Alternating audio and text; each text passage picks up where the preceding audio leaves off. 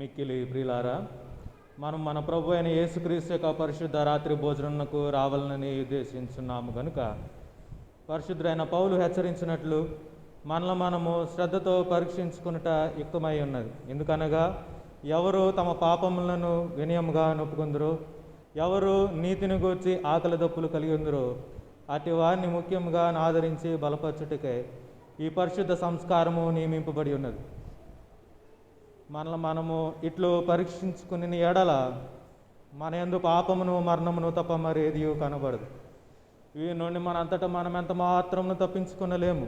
కావున మనము ప్రభు అయిన యేసుక్రీస్తు మన మీద కనికరము గలవాడై మనకు ప్రతిగా దేవుని పూర్ణ చిత్తమును ధర్మశాస్త్రమును తాను నెరవేర్చుటకును మన కొరకును మన విముక్తి కొరకును మరణమును పొంది మన పాపముల వలన మనము పొందవలసినదంతయు అనుభవించుటకును ఆయన మనుషుడు ఆయననియు మనము మరి ఎక్కువగా దృఢముగా దీనిని నమ్మునట్లను మన విశ్వాసం వలన బలపరపబడి ఆయన చిత్తమునకు సంతోషపూర్వకముగా విధేయులగునట్లును తన రాత్రి భోజనమును పరిశుద్ధ సంస్కారము నియమించును. దీని యందు తన శరీరమును మనకు ఆహారముగాను తన రక్తమును పానముగాను అనుగ్రహించున్నాడు. కాబట్టి క్రీస్తు యేసు యొక్క మాటలను దృఢముగా నమ్ముచు ఎవడు ఈ రొట్టెను తిని ఈ పాత్రలోనిది త్రాగునో వాడు క్రీస్తునందును క్రీస్తు వానియందును జీవించును. అతడు నిత్య జీవము గలవాడే ఉండును. ఆయన మన అపరాధముల నిమిత్తము అప్పగింపబడి మనము నీతిమంతులుగా తీర్చబడుటకై శిలువ మరణము నుండి లేపబడిన సత్యమును బయలుపరచుచు ఆయన జ్ఞాపకార్థముగా దీనిని ఆచరింపవలను. మరియు మనము దీనిని బట్టి ఆయనకు మిగిలిన హృదయపూర్వకములైన వందనములు చెల్లించుచు మనం శిలువనెత్తుకొని ఆయన వెంబడించి ఆయన మూలమున ప్రేమించున్నట్లు ఆయన ఆజ్ఞ ప్రకారము మనమును ఒకరినొకరు ప్రేమింపవలను. ఎందుకనినా ఈ ఒకే రొట్టె యందు పాలు పుచ్చుకొనుచు ఒకే పాత్రలోనిది త్రాగుచున్నందున మనందరము ఒక శరీరమై ఉన్నాము.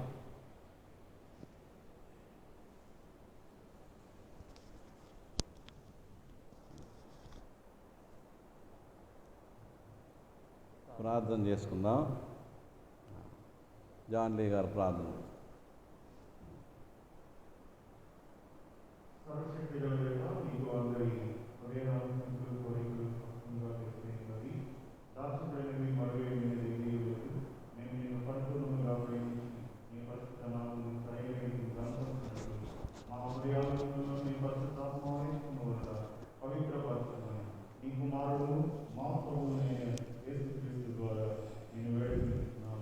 ఆమేన్. పాపక్షమాపణ దానికి చదివితే నేను చెప్తాను.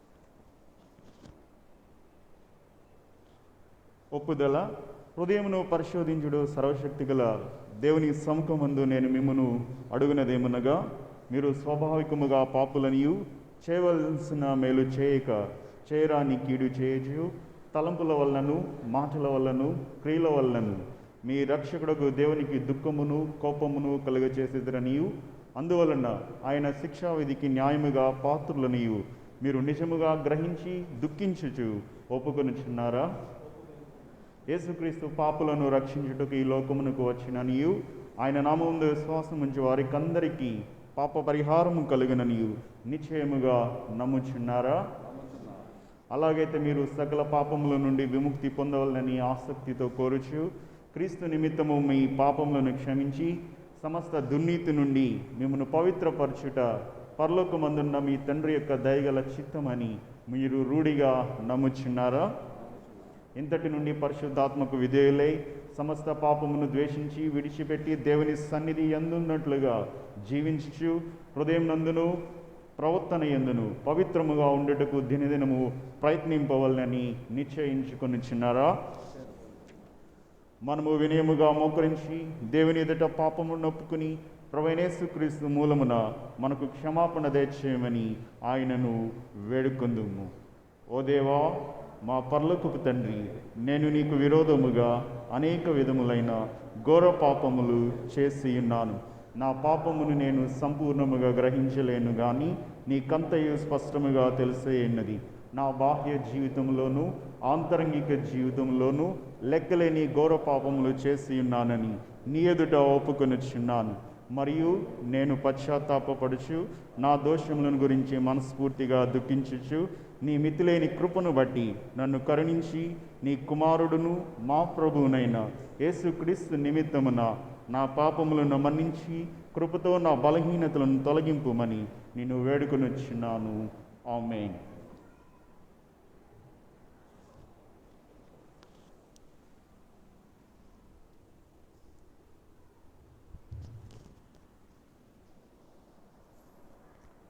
పరలోకమందున్న మన తండ్రి అయిన సర్వశక్తి గల దేవుడు మన యందు కనికరముంచి తన ప్రియకుమారుడును మన ప్రభు అయిన యేసు క్రీస్తు యొక్క శ్రమ మరణ పునరుత్థానముల వలన మన పాపములన్నీ క్షమించుచున్నాడు. మరియు క్రీస్తు ప్రభుని సంఘం యొక్క కాపరునైన నేను ఆయన ఇచ్చిన అధికారమును బట్టి మీలో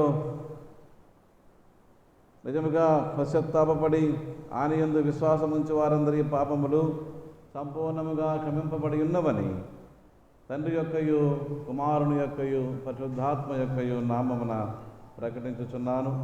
అయితే ఆ అధికారమును బట్టి పశ్చాత్తాపం లేని అవిశ్వాసులకు నేను తెలియజేయనిదేమనగా అట్టివారు పశ్చాత్తాపం లేని స్థితిలో ఉన్నంతకాలము దేవుడు వారి పాపములను క్షమింపడు.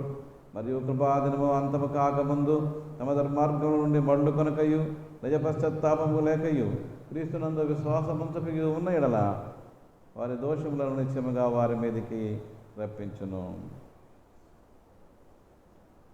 త్రిత్వము తరువాతి 13వ ఆదివారము కొరకైన ప్రారంభ గీతము ఈ విధముగా ఉన్నది. త్రిత్వము తరువాతి 13వ ఆదివారము కొరకైన ప్రారంభ గీతము ఈ విధముగా ఉన్నది. యెహోవా నీ నిబంధనను జ్ఞాపకము చేసుకొనుము, నలిగిన వారిని అవమానముతో వెనుకకు మరలనీయకము. దేవాలయము నీ వ్యాజ్యము నడుపుము, నీ విరోధులు చేయు గల్లత్తు మరవకము. దేవా నీవు నిత్యము మమ్మల్ని విడనాడుతివేమి?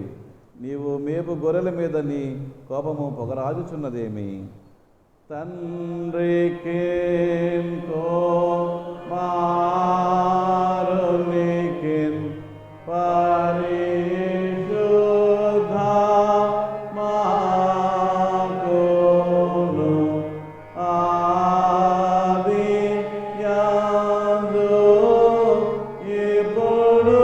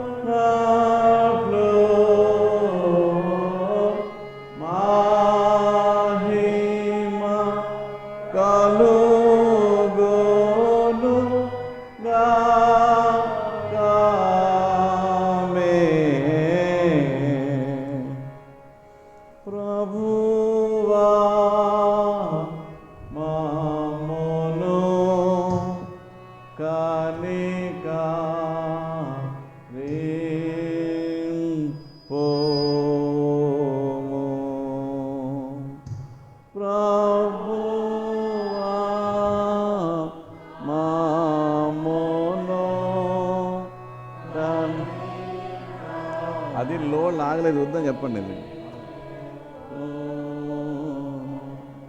క్రీస్తు మామోను కానికా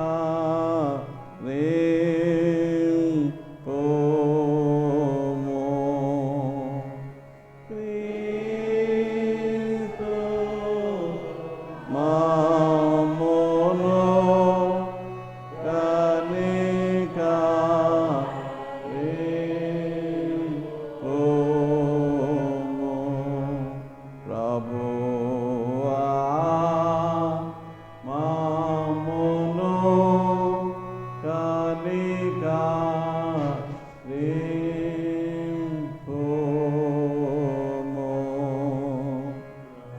ప్రభువా మామోను కానికా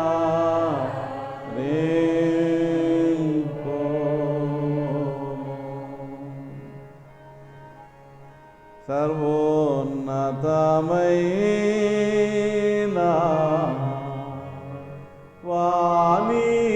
వాణిలో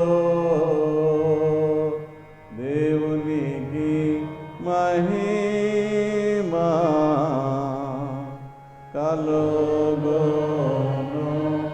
గాక. దేవునికి మహిమా కలుగును గాక. కలుగును నాదమైన ఘనతలము రాగున ఇలా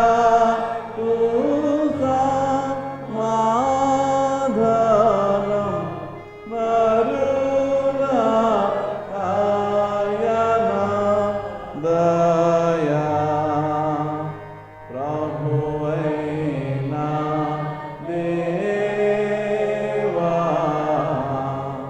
పరమ రాజా సర్వ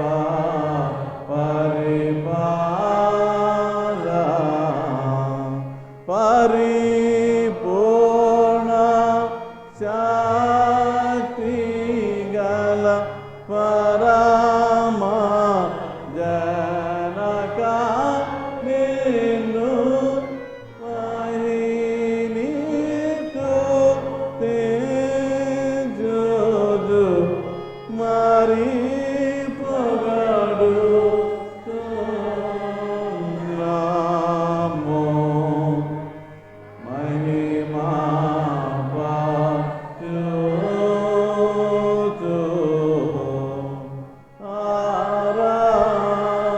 ఆరాధించు తున్నాము నిన్ను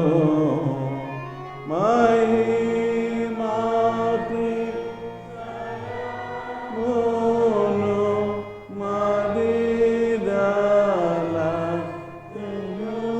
నీకు మహిమా స్తుతి కృత జ్ఞాననిచు నామో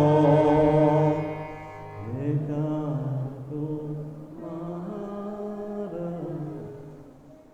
యేసు ప్రభువా యెహోవా తనయా లోక పాపమోయు ఏకదేవుని గొర్రె పిల్లమామోను కనికరించు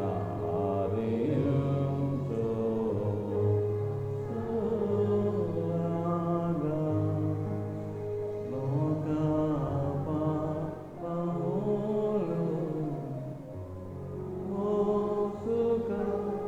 మోసుకపోవు యేసురా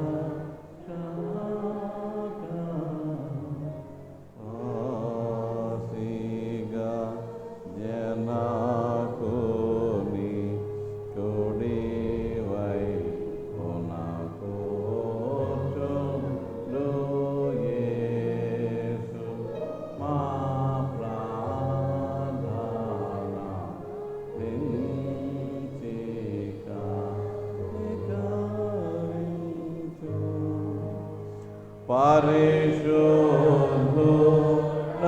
పరిశుద్ధుడవు ప్రభుడవు నీవు ప్రభువైన క్రీస్తు పరిశుద్ధ మతో తండ్రి అయిన దేవుని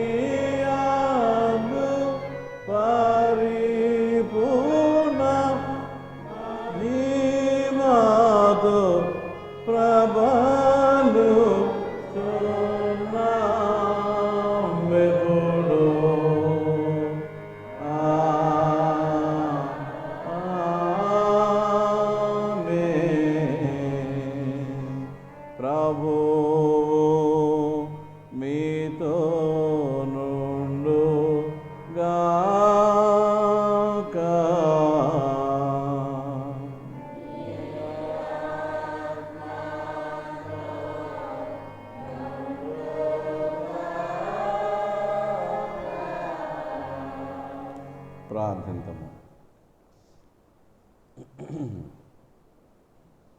సర్వశక్తిగల నిత్యుడు అయిన దేవ, విశ్వాసము నిరీక్షణయు ప్రేమయు మాలో వృద్ధి చేసి నీవు వాగ్దానము చేసినది పొందులాగన నీవు ఆజ్ఞాపించు వాటిని మేము ప్రేమించినట్లు దయచేయమని నీతోనూ పరిశుద్ధాత్మతోనూ సదా ఏకదేవుడై యుగయుగములు జీవించుచు పరిపాలించునుండు నీ కుమారుడును మా ప్రభువైన యేసు క్రీస్తు ద్వారా నిన్ను వేడుకొనుచున్నాము తండ్రి. ఆమేన్. దయచేసి కూర్చోండి. ఈ దినమునకే ఏర్పాటు చేయబడిన పరిశుద్ధ లేఖన భాగములు చదువుకుందాం. 2 పాఠ్యభాగాలు ప్రియులు పాస్టర్ గారు జాన్లీ గారు చదువుతారు. గలతీయులకు రాయబడిన పత్రిక 3వ అధ్యాయం 15 నుంచి 22 వచనాలు, అలాగే లూకాసు వార్త 10వ అధ్యాయం 23 నుంచి 37 వచనాలు పాస్టర్ గారు జాన్లీ గారు చదవాలని కోరుతున్నాను. ఆ తదుపరి నికేయ విశ్వాస ప్రమాణం పాస్టర్ గారు మోజెస్ గారు మనతో చెప్పిస్తారు.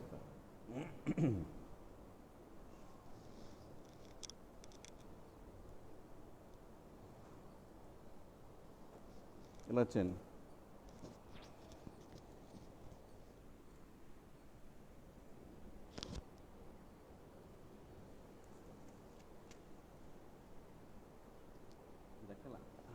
అసలు ఓకే.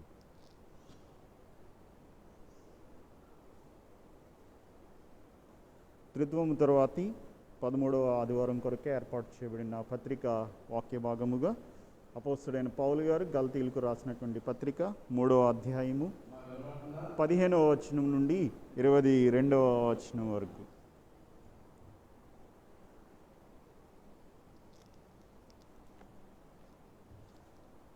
15వ వచనం నుండి చదువుకుందాం. గలతీయులకు రాసినటువంటి పత్రిక 3వ అధ్యాయము 15వ వచనం నుండి 22వ వచనం వరకు. సహోదరులారా, మనుష్య రీతిగా మాట్లాడుచున్నాను. మనుషుడు చేసిన ఒడంబడిక అయినను స్థిరపడిన తరువాత ఎవడునూ దాన్ని కొట్టివేయడు, దానితో మరేమియూ కలుపడు. అబ్రహామునకును అతని సంతానమునకును వాగ్దానములు చేయబడెను. ఆయన అనేకులను గూర్చి అన్నట్టు సంతానములకును అని చెప్పక ఒకని గూర్చి అన్నట్టే నీ సంతానమునకును అనెను. ఆ సంతానము క్రీస్తు. నేను చెప్పినదేమనగా 430 సంవత్సరములైన తరువాత వచ్చిన ధర్మశాస్త్రము వాగ్దానమును నిరర్ధకము చేయనంతగా పూర్వమందు దేవుని చేత స్థిరపరచబడిన నిబంధనను కొట్టివేయదు. ఆ స్వాస్థ్యము ధర్మశాస్త్ర మూలముగా కలిగిన ఎడల ఇక వాగ్దాన మూలముగా కలిగినది కాదు. అయితే దేవుడు అబ్రహామునకు వాగ్దానము వలననే దానిని అనుగ్రహించాను. అలాగైతే ధర్మశాస్త్రం ఎందుకు? ఎవనికి ఆ వాగ్దానము చేయబడినో ఆ సంతానము వచ్చే వరకు అది అతిక్రమమును బట్టి దానికి తరువాత ఇయ్యబడెను. అది మధ్యవర్తి చేత దేవదూతల ద్వారా నియమింపబడెను. మధ్యవర్తి ఒకనికి మధ్యవర్తి కాడు గాని దేవుడొక్కడే. ధర్మశాస్త్రము దేవుని వాగ్దానములకు విరోధమైనదా? అట్లనరాదు.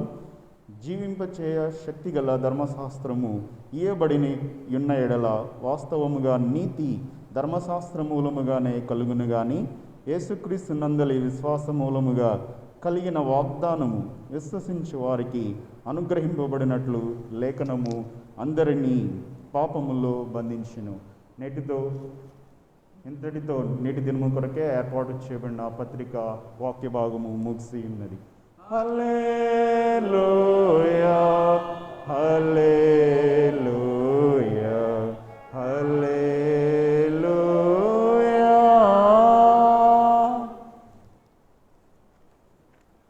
సువార్త వాక్య భాగముగా నేటి దినమును కొరకే ఏర్పాటు చేయబడిన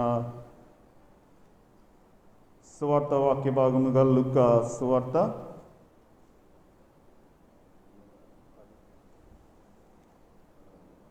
10వ అధ్యాయము 23వ వచనం నుండి చదువుకుందాం. ప్రభువా నీకు మహిమ కలుగును.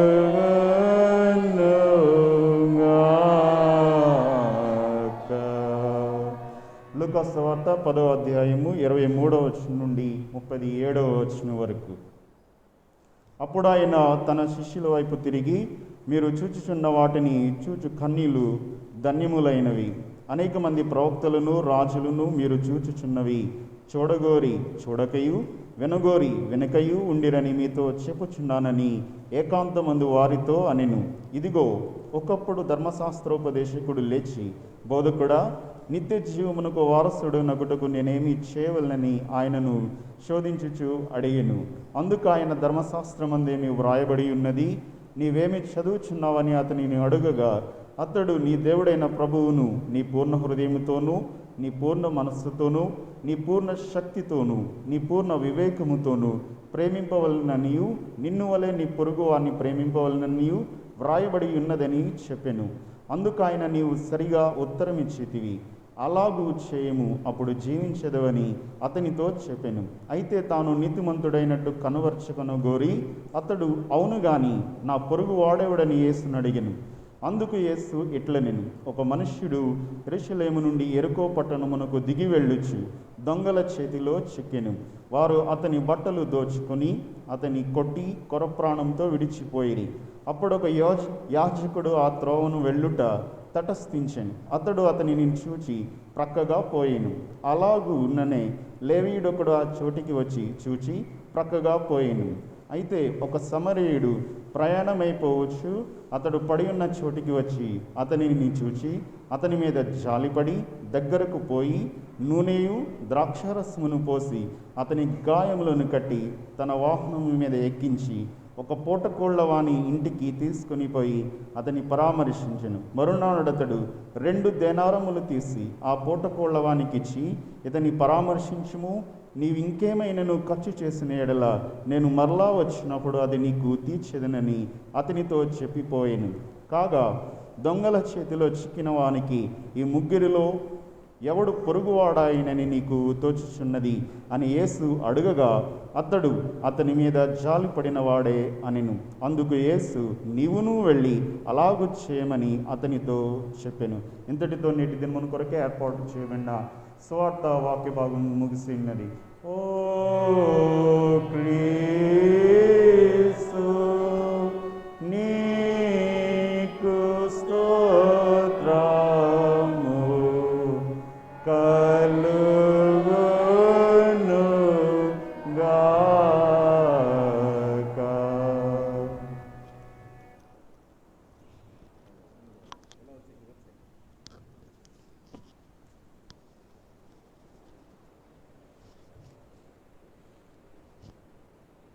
అందరం కలిసి నీకే విశ్వాస ప్రమాణమును ఒప్పుకుందాము.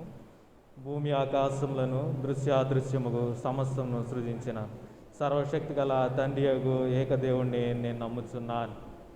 ఆయన ఏక కుమారుడును అద్వితీయుడగు ప్రభు అయిన యేసుక్రీస్తు నమ్ముచున్నాను. ఈయన జగములన్నిటికీ ముందు తండ్రి నుండి కలిగిన వాడును, దేవుని నుండి దేవుడును, వెలుగు నుండి వెలుగును, నిజమైన దేవుని నుండి నిజమైన దేవుడును, సృజింపబడక జన్మించిన వాడును, తండ్రితో ఏకతత్వము గలవాడను, సమస్తమును కలుగజేసిన వాడును అయి ఉన్నాడు.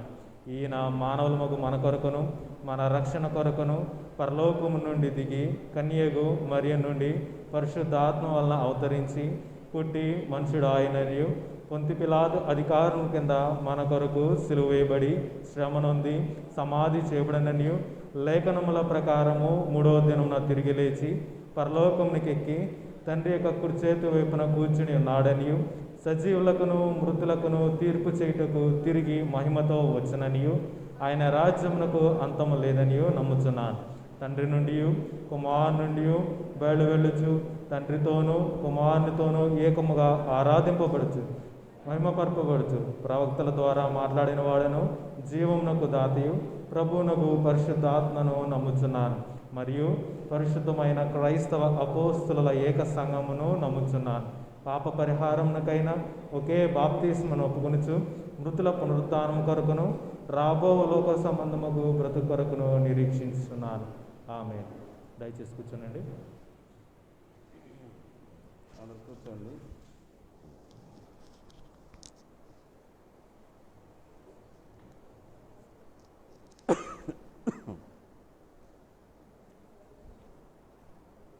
ఈ సంఘంపు పునాదినే కీర్తన పాడుకుని వాక్య ధ్యానంలోనికి వెళ్దాం. ఎంత నెంబరు? 264 కీర్తన. ఈ సంఘంపు పునాది.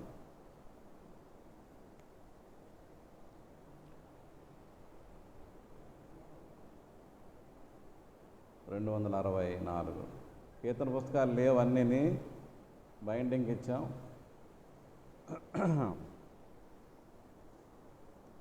ఈ సంఘంపు పునాది క్రీస్తే సాధించుండే, దక్కించే యేసు దీని వాక్కాపుల్ రెట్టించే, పైనుండి వచ్చి యేసు పెండ్లాడిని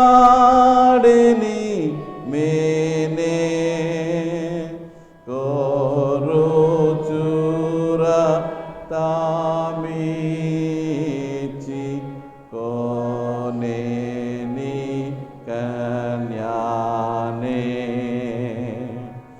ఒక్కడే దేవుడిందు ఒక్క విశ్వాసము, ఒక్కటే జన్మ విందు, ఒక్క కుటుంబము, ఒక్క ప్రసాదవిందు, ఒకే సునామము, నిరీక్ష నొక్కటిందు, నిరంత ప్రాప్తికే, అసత్య మార్గమంచు అనేకుల్ నవీన, విభాగమై శ్రమంబుల్ విశేష మోదీన, సుభక్తుల్ వేడుచుండ్రు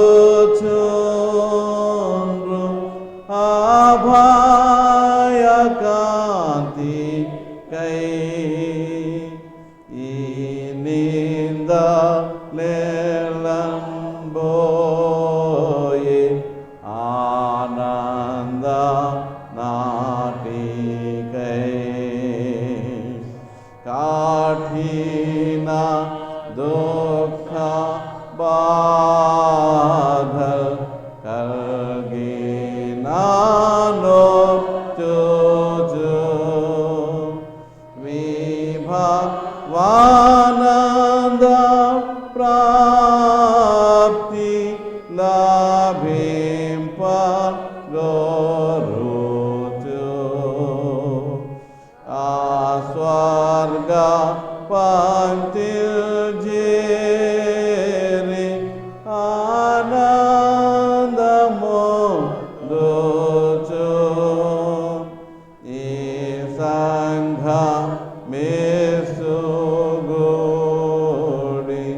విశ్రాంతిన్ పొందును.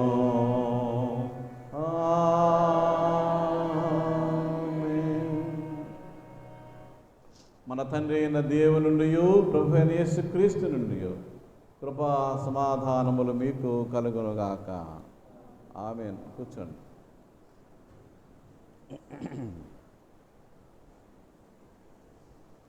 చిన్న స్టాండ్ ఉందా?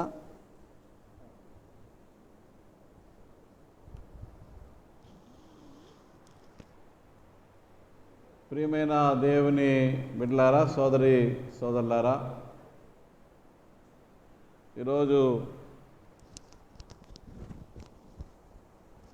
దీన్ని పెట్టలేకపోతే ఇక్కడ పెట్టు.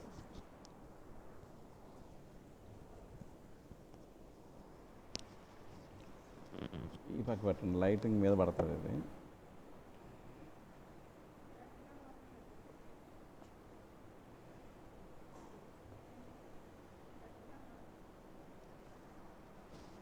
Okay, it's okay.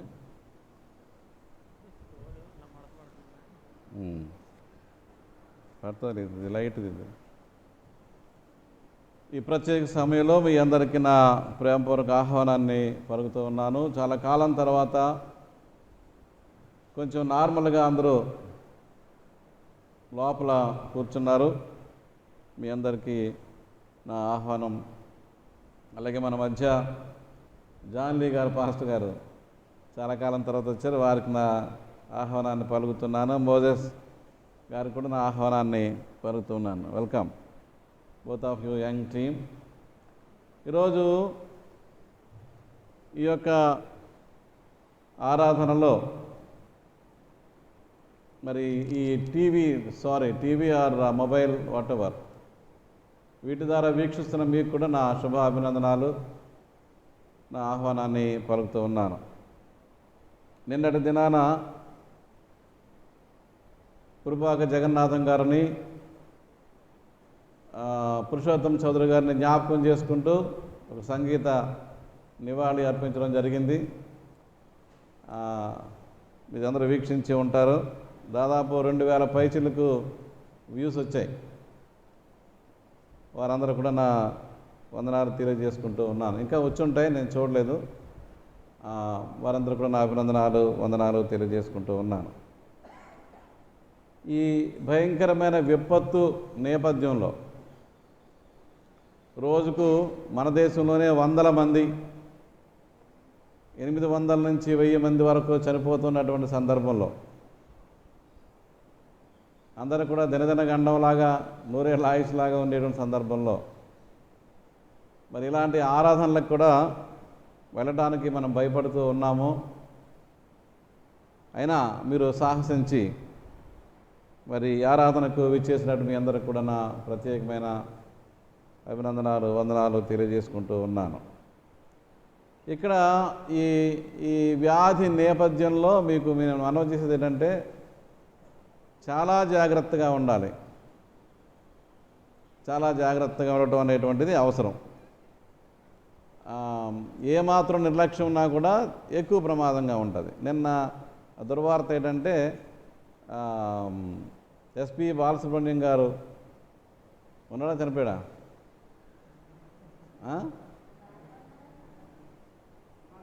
ఉన్నాడా? పొద్దున్న నాకు న్యూస్ ఏంటంటే చనిపోయాడని. అందుచేత చాలా డబ్బులు వెచ్చించినా కూడా ప్రాణాలు దక్కనటువంటి భయంకరమైన పరిస్థితి. నేను ముందే చెప్పాను ఆయన బతకడానికి. ఎందుకంటే ఈ లంగ్స్ గట్టిపడిపోయినాయంట ఆయనకి. ఈ వ్యాధి వల్ల ఈ ఊపిరితిత్తులు గట్టిపడ్డాయి. కృత్రిమ ఊపిరితిత్తుల మీద నడిపించారు కొంతకాలం. అవి మళ్ళీ మార్చగానే ప్రాణం పోతుంది. అందుచేత చాలా జాగ్రత్తగా ఉండడం అనేటువంటిది అవసరం అయి ఉంది. తర్వాత దేవుని చిత్తం. ముందు మనం జాగ్రత్తగా ఉండాలి. అంటే సిమ్టమ్స్ కనపడినా కనపడకపోయినా పరీక్ష చేయించుకోండి అంటున్నాను నేను. సిమ్టమ్స్ కనపడినా కనపడకపోయినా మీరు పరీక్ష చేయించుకోండి.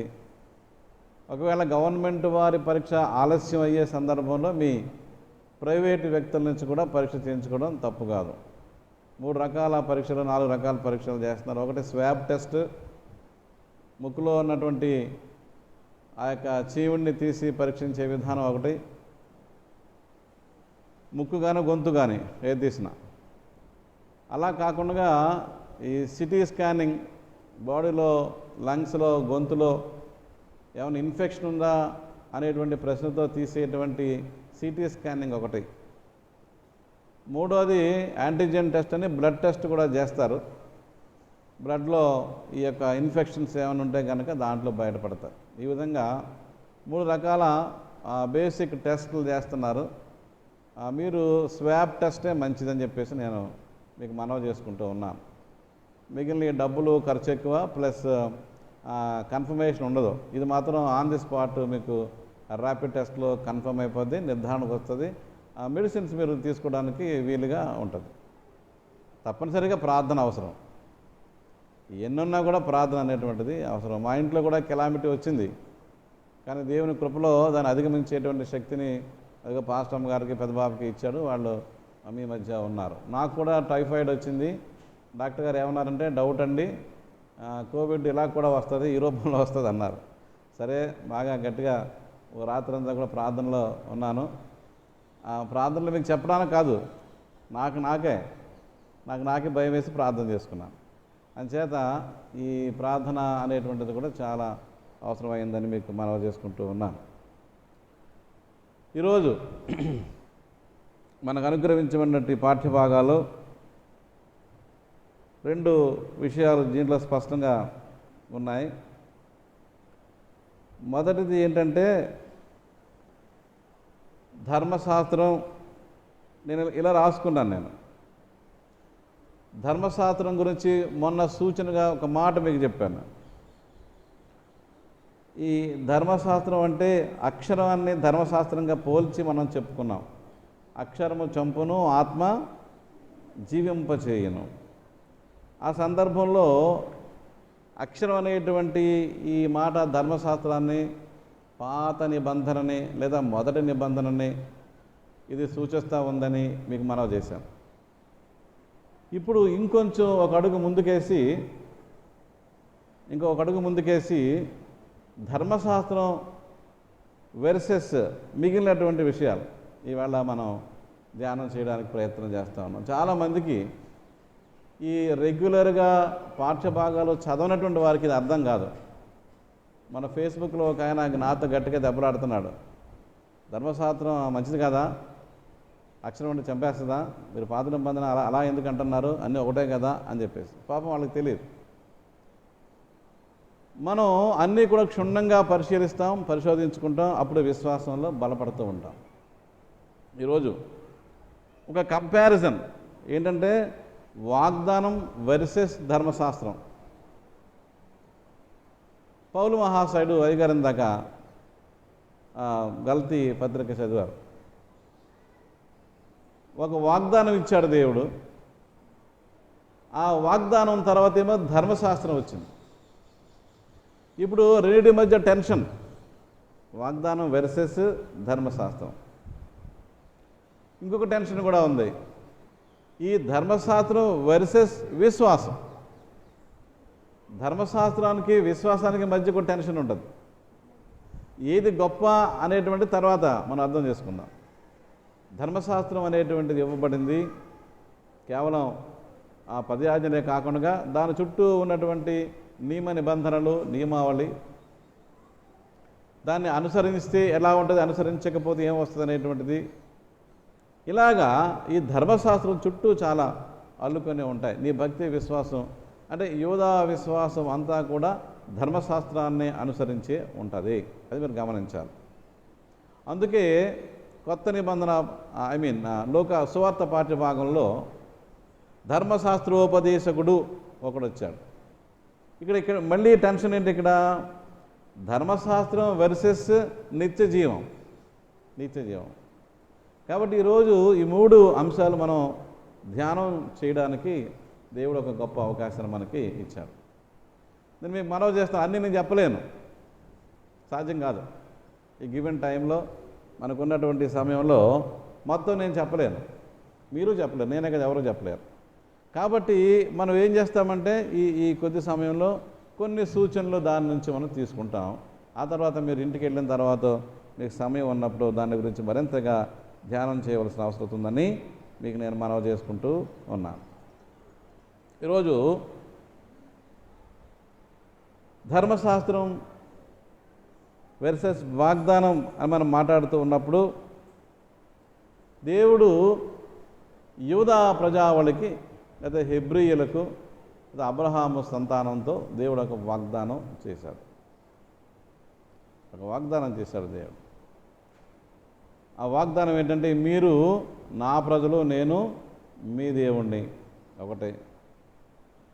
ఈ ధర్మశాస్త్రం వాగ్దానంలో మీరు ఇవన్నీ అనుసరిస్తే గనక, ఏవైతే ధర్మశాస్త్రంలో చెప్పబడి ఉన్నాయో వాటన్నిటిని మీరు అనుసరిస్తే మీకేం కలుగుతుందో అక్కడ చెప్పబడి ఉంది. కాబట్టి ఈ ధర్మశాస్త్రాన్ని ఏ విధంగా అనుసరించాలి ద్వితీయోపదేశ కాండంలో చెప్తున్నాడు. ద్వితీయోపదేశ కాండము 6వ అధ్యాయం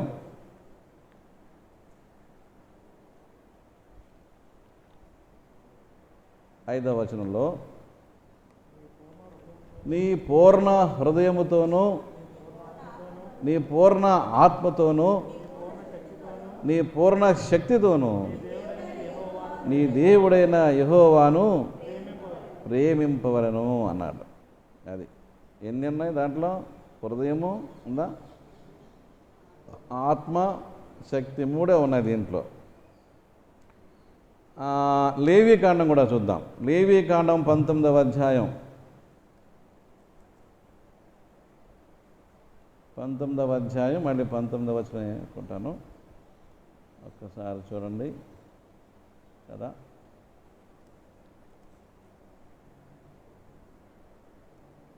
దెర్ ఇస్ ఎ కన్ఫ్యూజన్. లేవికాండంలో కూడా ఉంటుంది, మిస్డ్ ఇట్. అయితే ఈ పూర్ణ హృదయంతో పూర్ణ ఆత్మతో అనే మాట ఇప్పుడు పౌలు మహాశయుడు కూడా మనకి జ్ఞాపకం చేస్తూ ఉన్నాడు. గలతీ పత్రికలో మనం చదువుకున్నటువంటి వాక్య భాగంలో 3వ అధ్యాయంలో ఈయన ఏం కలిపాడో చూడండి. ఇక్కడ ఎక్స్ట్రాగా ఇంకొకటి ఉంటుంది. గలతీ పత్రిక 3వ అధ్యాయం 13వ వచనంలో,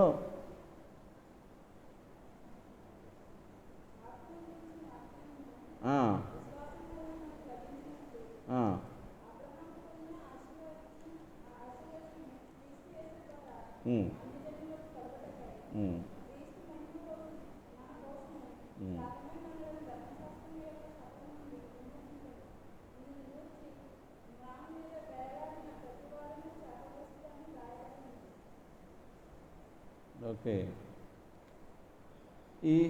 ఈ పూర్ణాత్మ, పూర్ణ శక్తి, పూర్ణ హృదయం, ఇంకొంచెం ఎక్స్ట్రాగా విశ్వాసం ఇక్కడ. అయితే సువార్త పాఠ్య భాగంలో చూద్దాం. లోకా సువార్తలో దీన్ని యాజ్ ఇట్ ఈజ్గా కోట్ చేయకుండా ఇంకొంచెం మార్పు చేసి కోట్ చేశాడు. లోకా సువార్త 10వ అధ్యాయంలో 27వ వచనం చూడండి.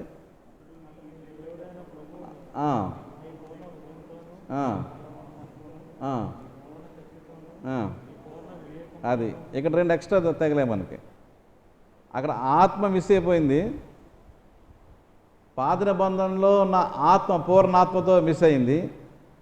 పూర్ణ మనస్సుతోనూ పూర్ణ వివేకంతో ఎక్స్ట్రాగా కలిసేది. అంటే ఇంకా వివరణ బాగా చెప్తున్నాడు పౌలు మహాశయుడు. మనం లోక పూర్ణ హృదయంతో, పూర్ణ మనస్సుతో, పూర్ణ శక్తితో, పూర్ణ వివేకంతో. ఎందుకు ఈ వివరణ వచ్చింది మీరు అర్థం చేసుకోవాల్సింది ఇక్కడ ఏంటంటే, చాలాసార్లు ఆ కొటేషన్ రాంగ్ చేశాడని చెప్పేసి మేమే అంటూ ఉంటాం. కొటేషన్ రాంగ్ అనే దానికంటే వివరణాత్మకంగా, అంటే మోర్ ఎక్స్ప్లనేటరీ, పాత నిబంధనలో ఉన్నటువంటి దాన్ని ఇక్కడ రబ్బీలు, బోధకులు, దైవ సేవకులు మరింతగా వివరణ చెప్పే సందర్భంలో ఈ మనస్సులో ఉండేటువంటి వాటిని ఎక్కువగా డివైడ్ చేసి చెప్తా ఉన్నాడు. దేవుణ్ణి ప్రేమించాలనేటువంటిది ఆజ్ఞ. దేవుణ్ణి ప్రేమించాలి. ఎలా ప్రేమించాలనే ప్రశ్న సమాధానం చెప్తే దాంట్లోనేమో పూర్ణ హృదయంతో, పూర్ణ ఆత్మతో, పూర్ణ శక్తితో. ఇక్కడికి వచ్చేసరికి పూర్ణ హృదయంతో, పూర్ణ మనస్సుతో, పూర్ణ శక్తితో, వివేకంతో. ఇది 4. ఇంకా ఎక్స్ట్రా మనం చెప్పుకుందాం. కాబట్టి ఈరోజు ఈ ధర్మశాస్త్రాన్ని అనుసరించడంలో, దేవుణ్ణి ప్రేమిస్తే కనుక ధర్మశాస్త్రాన్ని అనుసరించాల్సి వస్తుంది. ఇక్కడ you have to put all your energies అన్నమాట. నీ శక్తి అంతా కూడా దేవుని ప్రేమించడానికి నువ్వు వెచ్చించాలనేటువంటి సందేశం ఈ వాక్యాల్లో మనం చూస్తున్నాం. దీంట్లో ఒక ఇంటర్ప్లే మీకు మనవి చేయాలని చెప్పేసి నేను ఆశపడుతూ ఉన్నాను. అంటే ఈ దేవుని యందలి విశ్వాసాన్ని చాలామంది బయట సైన్స్ తోటో దేనితోనో పోల్చి ఇది కాదు అది కాదంటే ప్రయత్నం చేస్తూ ఉంటారు. నేను అది తింగరతనం అంటాను, నేను బుద్ధిహీనత అంటాను నేను. ఎందుకంటే ఇది హృదయానికి, మనస్సుకు, మైండ్కి సంబంధించినటువంటిది. బయట ఎక్స్టర్నల్గా నువ్వు టెస్ట్ చేయడానికి ఏమీ కూడా ఇది దొరకదు. బయట నువ్వు ఎక్స్టర్నల్గా దొరకదు ఏమీ. నా మనసులో ఏముందో మీకు దొరకదు. కాబట్టి వాళ్ళు నాకు చూపించు అంటూ ఉంటారు. Let me see, let me feel it, let me touch it అన్నట్టుగా మాట్లాడుతూ ఉంటారు. భౌతికంగా ఏదన్నా చూస్తేనే కానీ మేము నమ్మము, విశ్వసించం అని చెప్పేసి అంటూ ఉంటారు. అలా కాదు. ఇది ఒకరి యొక్క హృదయంలో, మనస్సులో, ఆత్మలో, అతని సంకల్పంలో జరిగేటువంటి ప్రక్రియ ఈ విశ్వాసం అనేటువంటి. బయటకు కనిపించదు. కానీ ఈ లోపల జరిగేటువంటి ఈ ప్లే ఏమిటి, లోపల ఏం జరుగుతుంది? ఈ భారతీయ తాత్విక ప్రబోధనల్లో కూడా ఒక విషయాన్ని గమనించాను నేను చాలా కాలం క్రితమే. మీతో కూడా నేను అప్పుడప్పుడు చెప్పుకుంటూ ఉంటాను, పంచుకుంటూ ఉంటాను. మనసులో ఏముంటాయట? 4 భాగాలు ఉంటాయి: బుద్ధి, మనసు, చిత్తం, సంకల్పం. బుద్ధి అంటే ఇంటలెక్ట్, మైండ్ ఉంటుంది, యాటిట్యూడ్ ఉంటుంది, చిత్తం ఉంటుంది అంటే యాటిట్యూడ్ ఉంటుంది, తర్వాత సంకల్పం ఉంటుంది, విల్ ఉంటుంది. ఈ విల్ అంటే determination, intention, resolution, commitment.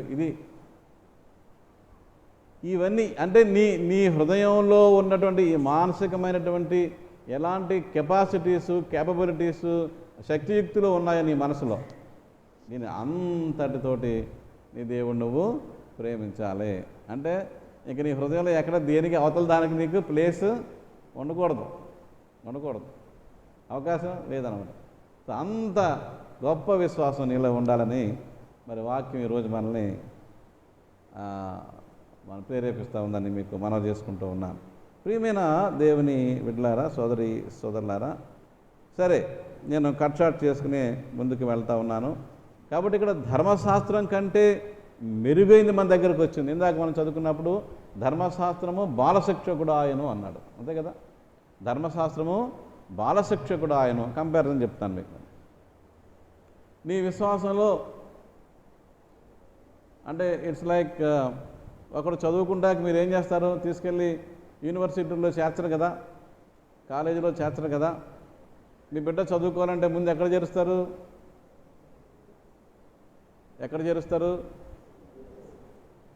LKG, anganwadi, లేదా ప్రీ స్కూలు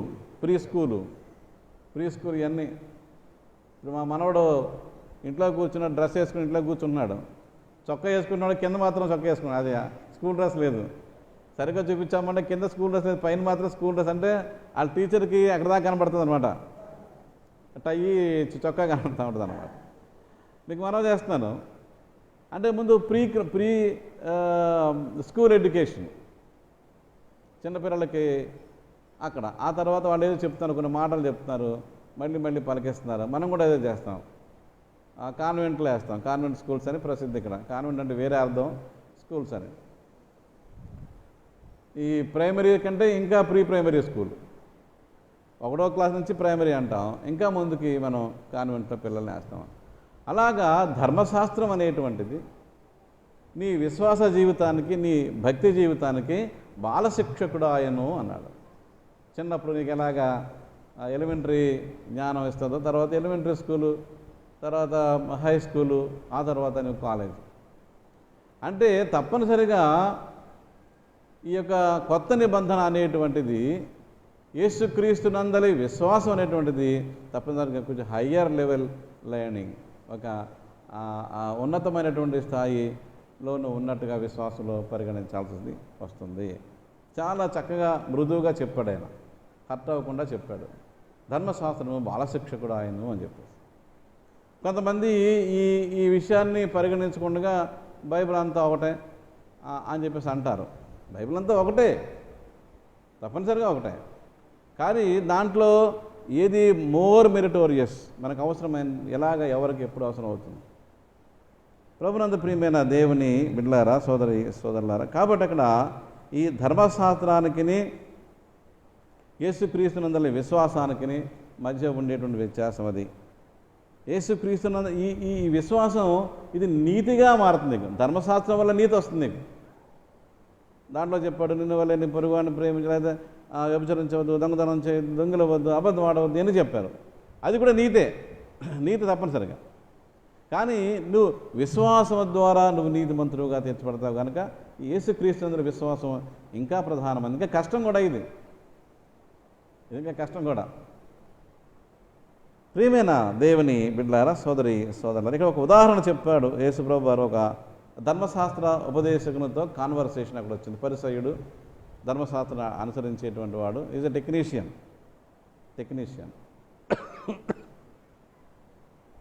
ఈ యొక్క వ్యక్తితో సంభాషణ చూద్దాం మనం. 10వ అధ్యాయం 23 నుంచి పాస్టర్ గారి దాకా మనకు చదివారు. దాంట్లో అప్పుడు ఆయన తన శిష్యుల వైపు తిరిగి, మీరు చూచుచున్న వాటిని చూచు కన్నులు ధన్యములైన అనేక మంది ప్రవక్తలు, అదేనా 25 నుంచి, ఇదిగో ఒకప్పుడు ధర్మశాస్త్రోపదేశకుడు లేచి, బోధకుడా, నిత్య జీవమునకు వారసుడు నగుటకు నేను ఏమి చేయవలని ఆయనను శోధించుచు అడిగాను. నిజంగా ఇంట్రెస్ట్ ఉండి తెలుసుకోవాలని కాదు, ఊరికే ఈయన పెద్ద చెప్పేస్తున్నాడు. అసలు ఏంటి ప్రశ్న వేద్దాం, ఏం చెప్తారు సమాధానం, ఇలా ప్రశ్న వేయడం అంట. నిత్య జీవానికి నేను సంపాదించడానికి ఏం చేయాలి నేను అని చెప్పేసి ఈయన అడిగాడు యేసుప్రభువును. అప్పుడు యేసుప్రభు సమాధానం, అందుకు ఆయన ధర్మశాస్త్రమందు ఏమీ వ్రాయబడి ఉన్నదని తిరిగి ప్రశ్నించారు. ఏం వ్రాయబడిన ధర్మశాస్త్రంలో? నువ్వేమి చదువుచున్నావని అతనిని అడుగగా, అతడు నీ దేవుడైన ప్రభువును నీ పూర్ణ హృదయముతోనూ, పూర్ణ మనస్సుతోనూ, పూర్ణ శక్తితోనూ, పూర్ణ వివేకముతోనూ ప్రేమింపవలన. నీవు కొంచెం ఎక్స్ట్రా చెప్పాడు ఆయన. అదే మనం ఇక్కడ ఒక మెథడ్ ఉంది. యేసు ప్రభు అతనితో వాగ్వాదంలో దిగిన మెథడ్ నేను కూడా ఉపయోగిస్తాను ఈ మధ్య. అది ఫేస్బుక్లో వాళ్ళు విపరీతంగా పిచ్చి పిచ్చి మాటలు వాదిస్తూ ఉన్నప్పుడు యేసుప్రభు అడిగినట్టు అడుగుతున్నాను నేను. మీరు ఇక్కడి నుంచి క్లూ తీసుకోవాలి. మీరు కూడా నువ్వేం చదువుకున్నావు అంటున్నాను నేను. నువ్వేమి చదువుతున్నావు, ఏం చదువుకున్నావు? 6వ క్లాస్ 7వ క్లాస్ చదువుతుంటే ఈ విషయాలు అర్థమవుతాయా? కొంచెం కష్టం అవుతుంది కదా, ఎవరైనా చెప్పాలి కదా. కాబట్టి ఈ ప్రశ్న చాలా మీరు నేర్చుకోవాలి. యేసు ప్రభు నుంచి how to engage in your conversation with others నేర్చుకోవాలి. అర్థమైందా? కాబట్టి నువ్వేమి చదువుచున్నావని అతనిని అడుగగా అతడు ఇది చెప్పాడు. మంచి మాటలు చెప్పాడు. కాకపోతే కొంచెం ఓవర్ యాక్షన్ చేసి 4 ఎక్స్ట్రా చెప్పాడు. తప్పులేదు, అయినా తప్పులేదు. దాన్ని కూడా మనం విల్ టేక్ ఇట్, తప్పులేదు. అయితే దేవుని ప్రేమించాలి, నిన్ను వల్ల నీ పొరుగువాన్ని ప్రేమింపవాలని వ్రాయబడి ఉన్నదని చెప్పినందుకు ఆయన, నీవు బాగా చెప్పావు నాయన, మంచోడు, నీవు సరిగా ఉత్తరం ఇచ్చితివి, అలాగూ చేయము, అప్పుడు జీవించదవని అతనితో చెప్పాను. అయితే అతను నీతిమంతుడైనట్టు కనబరుచుకొనగోరి అతడు, అవును కానీ నా పొరుగువాడెవడని యేసును అడిగాను. Who is my neighbour? నా పొరుగువాడు ఎవరు? ఈ ప్రశ్న చాలా పెద్ద ప్రశ్న. ఏదన్నా మంచి పని ఇది బాబు చేయమని చెప్తే ముందు మనలో తలెత్తేటువంటి విషయం ఏంటంటే ఇలాంటి ప్రశ్నలు వస్తాయి మనకి. ఎక్కడ చేయమంటారు, ఏం చేయమంటారు? నువ్వు మంచి పని చెయ్యాలి, ఎక్కడ దిక్కుని చెయ్యి. మీ ఇంట్లోనే చెయ్యి, బయట చెయ్యి, పోనీ ఎక్కడ దిక్కుని చెయ్యి. నీ స్కూల్లో చెయ్యి, నీ వర్క్ ప్లేస్లో చెయ్యి, చర్చిలో చెయ్యి, ఎక్కడో ఒక చోట. కానీ అది నీలో ఉండాలి. ఇప్పుడు మనం ఏం చేస్తామంటే తప్పించుకోవడానికి అది నేనేం చేయాలా, ఎక్కడ చేయాలి. ఇతను కూడా అంతే. ఇప్పుడు నా పొరుగువాడు ఎవడో, యేసుప్రభు ఒక మంచి కథ చెప్పారు. ఈ కథ మీకు తెలిసిందే. దీని పేరు మంచి సమరయుని కథ. చాలా చాలా చాలా ప్రసిద్ధిగాంచినటువంటి, వెరీ వెరీ ఫేమస్. అసలు ఇది క్రిస్టియన్ కథ కూడా అనుకోరు చాలాసార్లు. ఎంత ఫేమస్ అయిపోయిందంటే కటింగ్ అక్రాస్ వరల్డ్ కల్చర్స్. ఈ ప్రపంచంలో ఉన్నటువంటి అన్ని సంస్కృతుల్లోనూ కూడా ఈ కథ మంచి ప్రచారం పొందినటువంటి కథ మంచి సమరయుని కథ. ఈ దీంట్లో ఉన్నటువంటి గమ్మత్తు ఏంటంటే పొరుగువారు ఎవరు పొరుగువాడు? సాధారణ మనకు పొరుగు ఎవరు ఉంటారు? మన ఇంటి పక్క వాళ్ళు మనకే అంతేనా? పొరుగు అంటే అదే అది ఇంకేమైనా ఉందా? అప్పుడప్పుడు ఏమ్మా మరి అలాగే ఒంటిపిల్ల రాకాసులాగా ఉన్నావు, కొంచెం ఇరుగు పొరుగు నీకు లేదు అంటామా? ఒంటరిగా ఉండి ఎవరితో మాట్లాడకుండా ఉన్నారనుకోండి, ఆ ఒంటిపిల్ల రాకాసులాగా ఉన్నావు, అలాగ ఉన్నావు, ఇరుగు పొరుగు లేదా అంటాం. ఈ ఇరుగు పొరుగు లేదా అనే మాటలో ప్రశ్నలో అర్థం ఏంటి? మీరు ఆ ప్రశ్న చాలా కరెక్ట్. అది ఇరుగు పొరుగు లేదా అనేటువంటి మాటలో ఉన్న భావం ఏంటంటే ఇచ్చిపుచ్చుకోవడాలు లేవా? సరదాగా చక్కగా సంభాషించుకోవడం లేదా? మనం ఒకరి యోగక్షేమాలు ఒకరు తెలుసుకోవడం అనేటువంటిది లేదా? అంతే కదా. ఇరుగు పొరుగు అంటే ఏంటి? ఒకరి యోగక్షేమాలు ఒకళ్ళు మనం తెలుసుకుంటాం అనేటువంటిది లేదా? పక్కన ఉన్నటువంటి వాళ్ళు బాగాలేదు ఎవరికో అనుకుందాం, ఏమ్మా అలా ఉన్నావు ఏంటి అంటే, నీరసంగా ఉన్నామంటే ప్రయాణం చేసి వచ్చాను ఏదో చెప్తాం, లేకపోతే ఇంకేదో కొంచెం నలతగా ఉంది ఏదో చెప్తాం. అయితే ఇలా చేయలేకపోయావా అని ఒక సలహా ఇస్తారు మీరు. కాబట్టి ఇరుగు పొరుగు అనేటువంటి అర్థంలో, పొరుగువాడు అనే అర్థంలో ఒకరి యోగక్షేమాలు ఒకరు తెలుసుకునేటువంటి విధానం ఉంటుంది అనేటువంటి ఉద్దేశం. ఇప్పుడు ఈయనకి పొరుగువాడు ఎవరు అక్కర్లేదు. దీనికి ఈ ధర్మశాస్త్రోపదేశకుడు పరిసయుడు అనేటువంటి యవనస్తుడికి ఏమన్నాడంటే, ఎవడు నా పొరుగువాడు? ఎవరు పోతే నాకెందుకు, ఎవరు అలా ఉంటే నాకెందుకు, ఎవరు నా పొరుగువారు అంటే యేసు ప్రభు తిరగేసి కథ చెప్పారు. చూడండి అక్కడ మీరు కథ మీరు మళ్ళీ చదవండి, చాలా బాగుంటుంది. ఒక అతను ప్రయాణమై వెళ్తున్నాడు. అతను ప్రయాణం చేస్తూ ఉన్నప్పుడు దొంగలు అతన్ని, ఒక మనుష్యుడు యెరూషలేము నుండి యెరికో పట్టణమునకు దిగి వెళ్ళొచ్చు దొంగల చేతిలో చిక్కెను అన్నాడు. యెరూషలేము నుంచి చాలా బ్యూటిఫుల్ సిటీ యెరూషలేము. ఈ యెరికోనేమో అక్కడికి సమ్ 20 కిలోమీటర్స్ ఎంత ఉంటుందని చెప్తున్నారు. ఆ యెరూషలేము యెరికో పట్టణం దూరం నుంచి సువాసన గుబాలించిందంట. ఆ రోజుల్లో మంచి పంటలు ఉంటాయి అక్కడ, మంచి రిచ్నెస్ ఉంటుంది అక్కడ. ఈ రెండు ముఖ్యమైన పట్టణాలు. యెరూషలేము ఎంత ముఖ్యమైందో యెరికో కూడా అంత ముఖ్యమైందే. రిచ్ పీపుల్, మంచి వ్యవసాయ పంటలు, మంచి సువాసన గుబాలింపులు ఉండేటువంటి పట్టణం అది. దారేమో సరిగ్గా ఉండదు, రాళ్ళతో కొండలతో కూడుకున్నటువంటి దుర్గమమైనటువంటి దారి, నాట్ ఈజీ వే. దొంగలు అది బాగా ఉండడానికి అవకాశం అనువుగా ఉండేటువంటి ప్లేస్ అది. అంచేత ఆ కొండల్లో దొంగలు దాక్కుంటారు. ప్రయాణికులను పట్టుకుని కొట్టేసేసి అవన్నీ దోచుకోవడం చాలా సహజం, చాలా సహజం. అదేం పెద్ద వింతేం కాదు.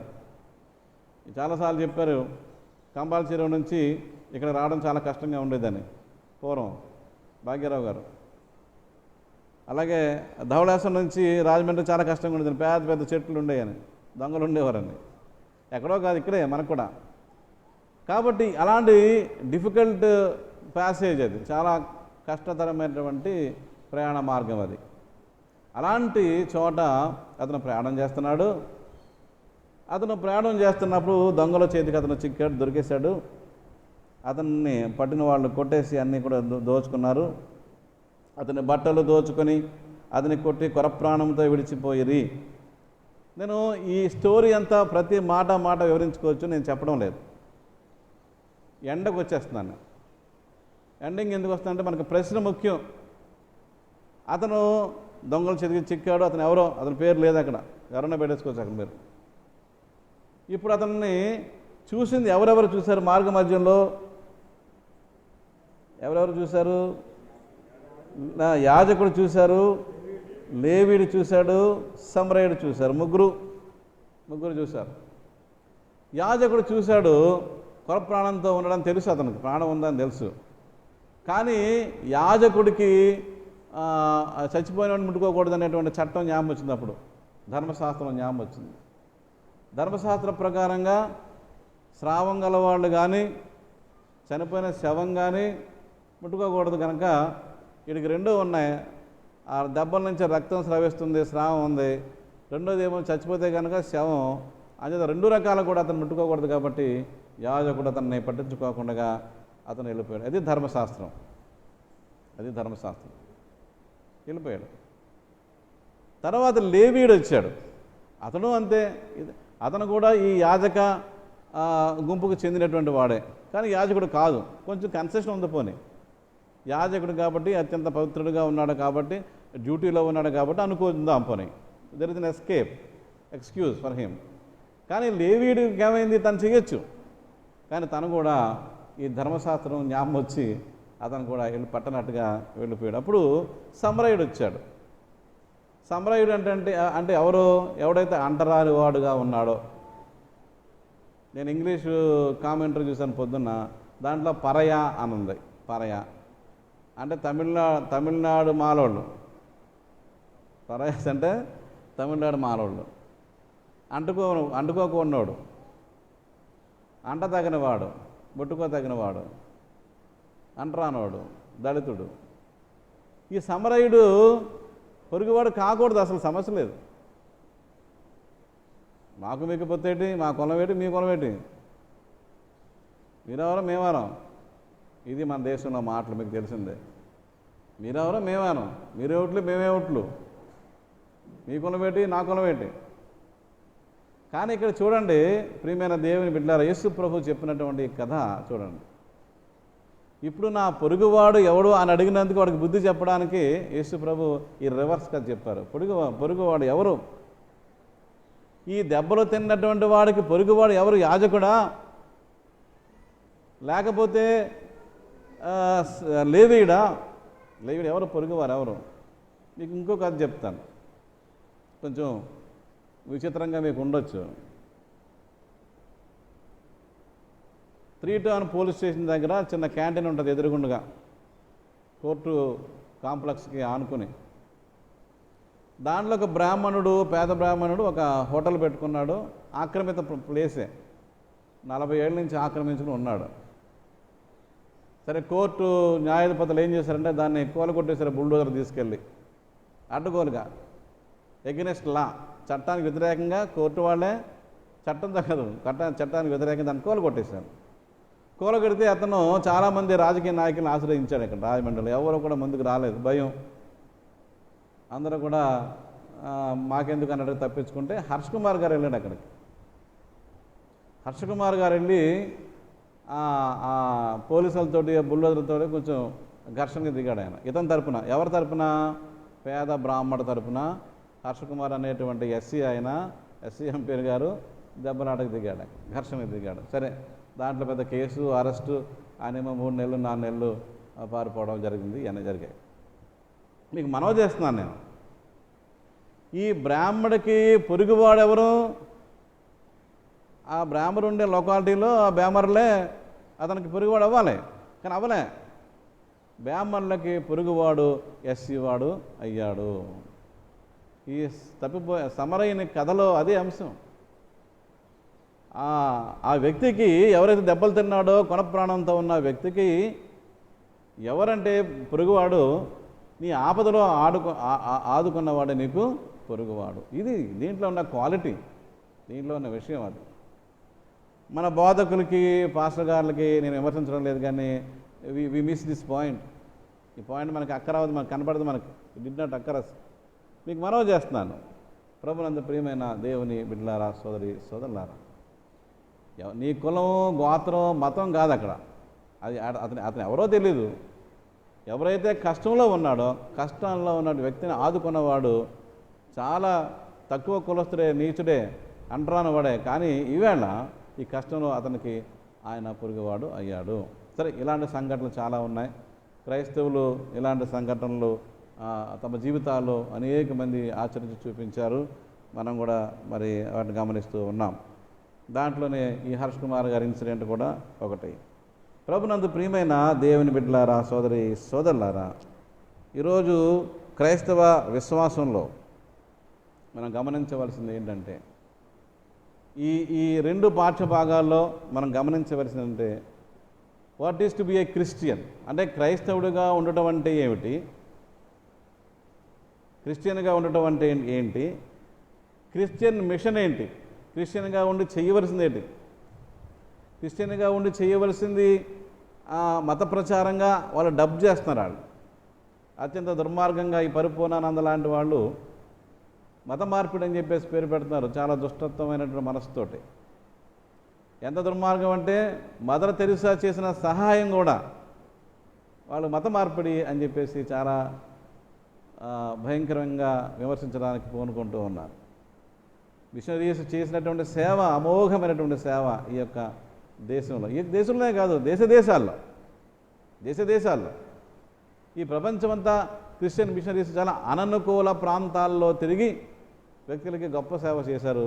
బేసింగ్ అపాన్ దిస్ స్టోరీ, ఇదే దానికి మూలం, ఇదే దానికి మరి మా పునాదిగా ఉందని మీకు మనవి చేసుకుంటూ ఉన్నాను. కాబట్టి this is the machine of Christians. ఎవరైతే బాధితులో ఆ బాధితులకి సహాయం చేయడమే క్రైస్తవ ఉద్దేశం, క్రైస్తవ విశ్వాసానికి లక్ష్యము. అందుకే నేను దళితుల గురించి ఎక్కువగా నేను మాట్లాడుతూ ఉన్నాను. That is Christian mission. మత మార్పిడి కానే కాదు, నువ్వు మార్చుకుంటే నీ మనసు మార్చు కదా, నీ ఇష్టం అది. ఆ తర్వాత ఆ పడిపోయిన వ్యక్తి మంచి క్రిస్టియన్గా అయ్యాడేమో మనకు తెలియదు, అయితే అయ్యి ఉండొచ్చు, అవ్వకపోయినా పర్వాలేదు, మనం ఏమనం. మన హాస్పిటల్స్లో రోగాల నుంచి బాగుపడిన వాళ్ళందరూ క్రైస్తవులు అయిపోయారా? ఈ ఈ ఈ రాజమండ్రిలో స్కూల్స్ పెట్టాం, 1845 నుంచి క్రైస్తవులు మిషనరీ స్కూల్స్ పెట్టాం, అందరూ క్రైస్తవులు అయిపోయారా? కేవలం మాలమాదిగోళ్ళే క్రైస్తవులు ఎందుకు అయ్యారు? బీసీలు చదవలేదా? బీసీలు స్కూల్ పెట్టలేదా? బ్రాహ్మణులకి స్కూల్ పెట్టలేదా? వాళ్ళు ఎందుకు మారలేదు? కాబట్టి ఇది మత మార్పిడి మన ఉద్దేశం ఎప్పుడూ కాదు. కానీ చాలా అన్యాయంగా ఈ యొక్క అబద్ధపు ప్రచారం చేసి ఈ ఒక మంచిని అడ్డుకునేటువంటి ప్రయత్నం చేస్తున్నారు కొంతమంది. అయినా అవతల వాళ్ళు ఎంత నిందించినా మన యొక్క మిషన్ మాత్రం దేవుని యొక్క కార్యక్రమాలని, దేవుని కార్యాలని చేసేటువంటి విశ్వాసంగా మనం ఉండాలని, ఆ విధంగా ఉండగలందరకు పరిశుద్ధాత్మ తన సహాయాన్ని మనకి అనుగ్రహించునుగాక. ఆమేన్. సమస్త జ్ఞానమించిన దేవుని సమాధానం హృదయంలో తలంపులకును ప్రభువైన యేసుక్రీస్తు సదా కావలిండునుగాక. దేవా నాయందు శోధా హృదయము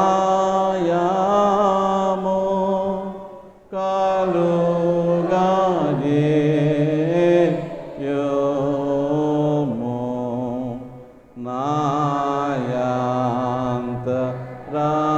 నాయంతరంగములో స్థిరమైన మనస్సును తనముగా పుట్టించుము, నీ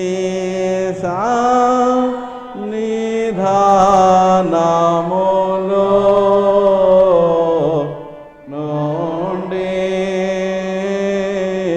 నన్ను త్రోసి వేయకుము, నీ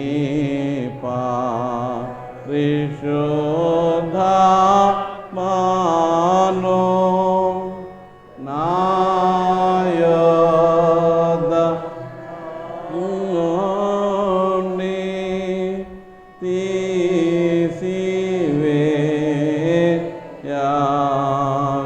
తీసివేయకుము,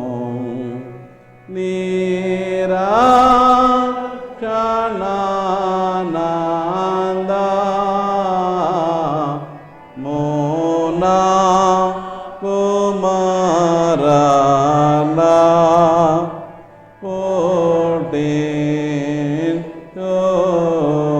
పుట్టించుము, సమాధిగల మనసు కలుగజేసి నన్ను దృఢపరచుము.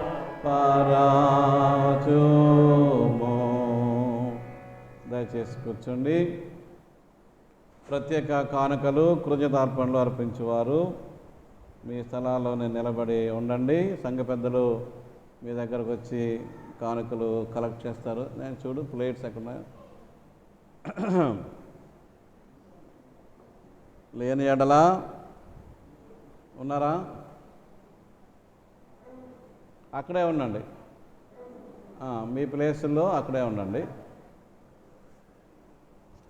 లోపల ఉన్నాయి ప్లేట్స్. సంస్కారం ఇచ్చేటప్పుడు ఒక కొత్త పద్ధతి పెడుతున్నాము, గమనించండి.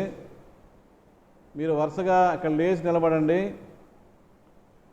ఒక్కొక్కరే ఇలా వచ్చి తీసుకుని ఇలా బయటకు వెళ్ళిపోయి అలా తిరిగి వచ్చి మీ ప్లేస్లో కూర్చోవాలి.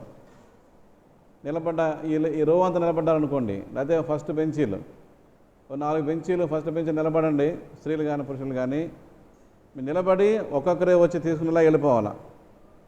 దీవెన చివరిలో ఇవ్వబడుతుంది, గమనించాలని మీకు మనవి చేస్తున్నాను. అంతేనా?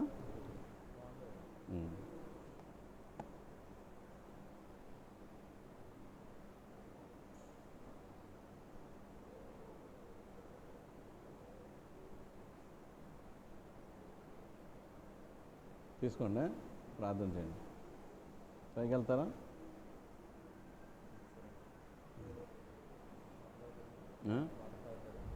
తాగుతాను బాబు, థ్యాంక్ యూ. బాగానే జామ వచ్చింది. గొంతు పట్టేస్తుంది కదా.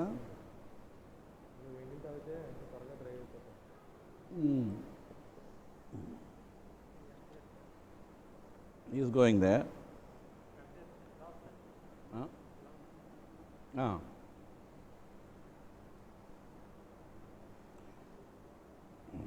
ప్రార్థన చేయండి. వెళ్తారా? ఎలా చేస్తారా? ఓకే.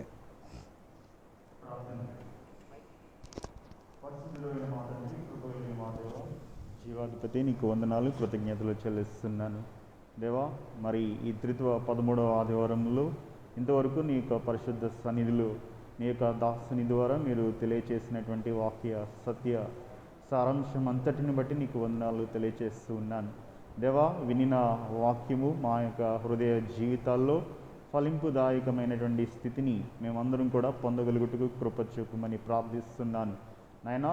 నిత్య జీవమునకు వారసుడుటకు నేనేమి చేయవలనని ధర్మశాస్త్రోపదేశకుడు వచ్చి నిన్ను అడిగినప్పుడు నాయనా, మరి ఆ వ్యక్తికి మీరు ఇచ్చినటువంటి మరి వేయబడిన ప్రశ్న ప్రకారంగా నీవేమి చదువుచున్నావు, మరి నువ్వేమి గ్రహించుచున్నావు అనేటువంటి విషయాన్ని అడిగి ఉన్నప్పుడు నైనా మరి ఆ వ్యక్తి తెలియచేస్తాడు. మరి తెలియచేసినటువంటి వాక్య ప్రకారముగా నైనా నీ పూర్ణ హృదయముతోనూ, నీ పూర్ణ మనస్సుతోనూ, నీ పూర్ణ శక్తితోనూ, పూర్ణ వివేకముతోనూ నీ దేవుడైన ప్రభువును నువ్వు ప్రేమింపవాలని అనేటువంటి మాటలను తెలియచేసినప్పుడు నువ్వు సరిగా ఉత్తరం ఇచ్చితివి అనేటువంటి మాట నైనా ఆ వ్యక్తితో మీరు తెలియచేశారు. అంత మాత్రమే కాదు, మరి ఇలాగ నువ్వు చేసిన ఎడల నువ్వు తప్పక జీవించదువు అనేటువంటి మాటను ఆ వ్యక్తికి తెలియపరిచినటువంటి స్థితిని నైనా మేము నీ మాటలను మేము విన్నటువంటి వాక్యపు మాటల ద్వారా మా జీవితాల్లో కూడా మేమును మరి మా యొక్క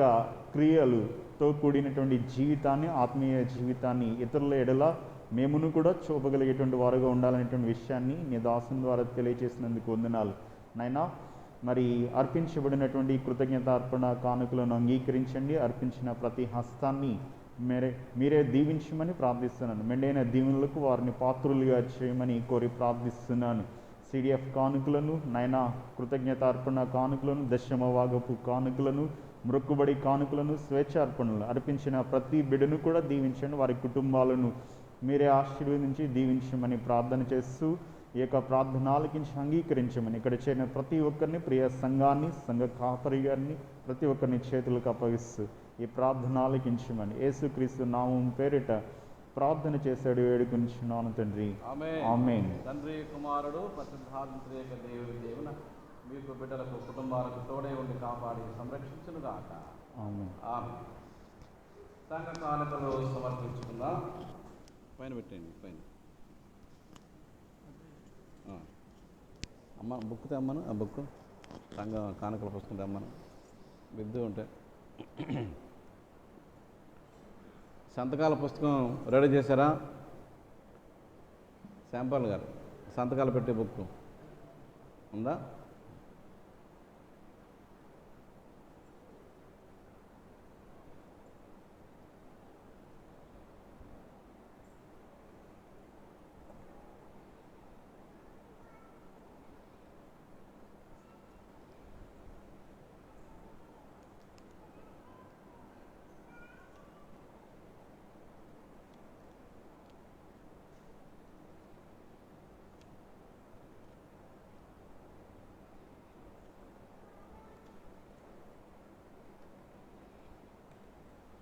ఆయనే నా సంగీతము 704. ఆయనే నా సంగీతము బలమైన కోటయును జీవాధిపతియు ఆయనే జీవిత కాలమెల్ల స్తుతించెదను. ఆయనే నా సంగీతము స్తుతుల మధ్యలో నివాసం చేసి దూతలెల్లా పొగడే దేవుడాయనే. స్తుతుల మధ్యలో నివాసం చేసి దూతలెల్లా పొగడే దేవుడాయనే. వేడుచుండు భక్తుల స్వరము విని వేడు స్వరము విని దిక్కులేని పిల్లలకు దేవుడాయనే. దిక్కులేని పిల్లలకు దేవుడాయనే. ఆయనే నా సంగీతము. నువ్వు ప్రార్థన చేయి, దీంట్లో కాకుండా మామూలుగా చేసే తీసుకుంది కళలు తీసుకో. ఇక్కడ ఇద్దరు ముగ్గురుని నామమున ఏకీభవించిన వారి మధ్యలోన. ఇద్దరు ముగ్గురుని నామమున ఏకీభవించిన వారి మధ్యలోన ఉండేదనని నా మన దేవుని. ఉండేదనని నా మన దేవుని. కరములు పట్టి నిత్యం స్తుతించెదము. కరములు తట్టి నిత్యం స్తుతించెదము. ఆయనే నా సంగీతము నీకేచు పడగలపం నీవే మా కేచితివి మాకు నా సకలాస్తు మాకు నా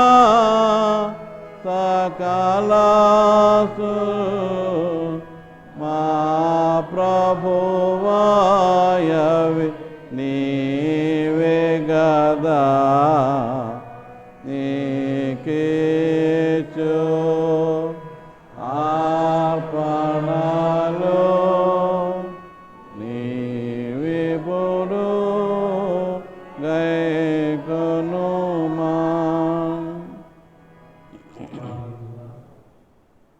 మహాపరిశుద్ధుడైన దేవా, మా ప్రియ పరలోకపు తండ్రి, ఈ ఉత్తమమైనటువంటి కృపలో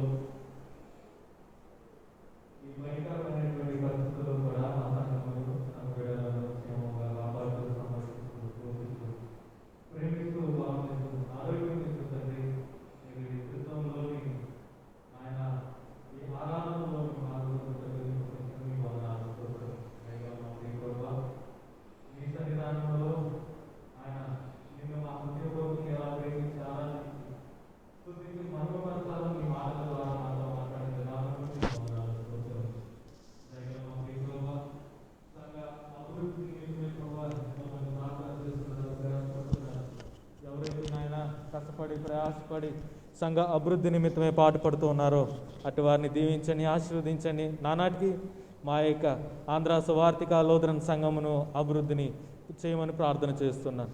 దయగల మా ప్రియ ప్రభువా, నాయన యువతండి Salma Anderson Memorial Mount Olives Lutheran Church సంఘం అంతటిని మీరు జ్ఞాపకం చేసుకునండి. ఈ కాంపౌండ్ను కూడా మీరు జ్ఞాపకం చేసుకునండి.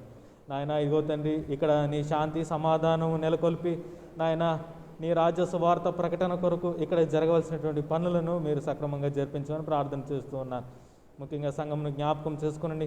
సంఘంలో ఉన్నటువంటి చిన్న బిడ్డలను మీరు జ్ఞాపకం చేసుకునండి ప్రభువా. పసిబిడ్డలకు వాతావరణంలో జరిగేటువంటి మార్పులను బట్టి ఎటువంటి బలహీనతలు అనారోగ్యములు వాటిల్లకుండా నీ కృపా కాపుదల సంరక్షణ ఉంచమని ప్రార్థన చేస్తూ ఉన్నాను. యవనస్తులను మీరు జ్ఞాపకం చేసుకునండి. వారి విద్యాభ్యాసంలో వారి తరగతులు ముగించుకుని ప్రభువా ఆన్లైన్ క్లాసెస్ కొరకు సిద్ధపడుతున్నారు, ఉద్యోగ ప్రయత్నముల కోసం సిద్ధపడుతున్నారు. అలాగనే యవనస్తులు ప్రభువా వివాహం కొరకు కూడా ఎదురు చూస్తూ ఉన్నారు. అట్టి వారిని మీరు జ్ఞాపకం చేసుకుని నాయన తండ్రి వారి జీవితంలో మీరు ఏ అయితే నాయన క్రియలు చేయి తలంచారో నీ చిత్తంను వారి జీవితంలో నెరవేర్చని ప్రార్థన చేస్తున్నాను. నాయన తండ్రి ఈ సంఘంలో ఉన్నటువంటి కుటుంబ ప్రతి ఒక్క బిడ్డలను మీరు జ్ఞాపకం చేసుకునండి. నాయన పురుషులు వారు చేయ పని పాటలు దీవించండి, ఆశీర్వదించండి.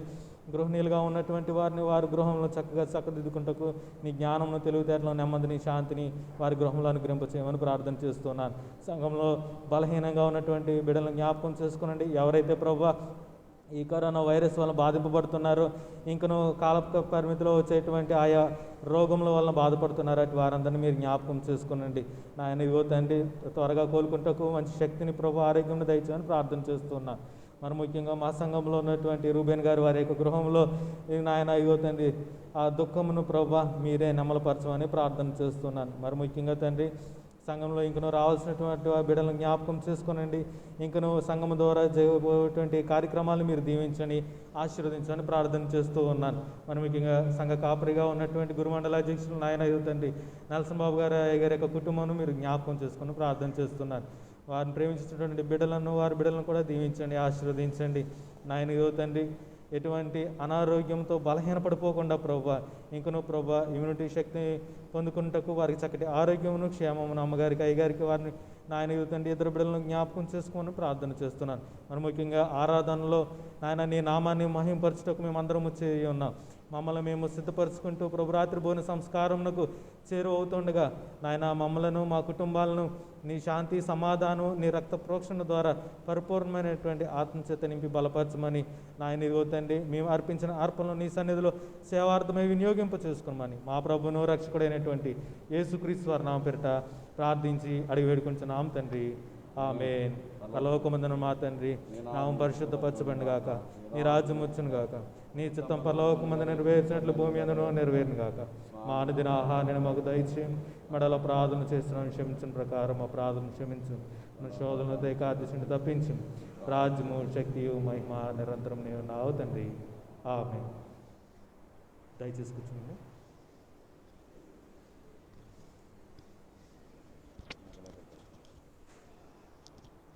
అందరు కూర్చోండి.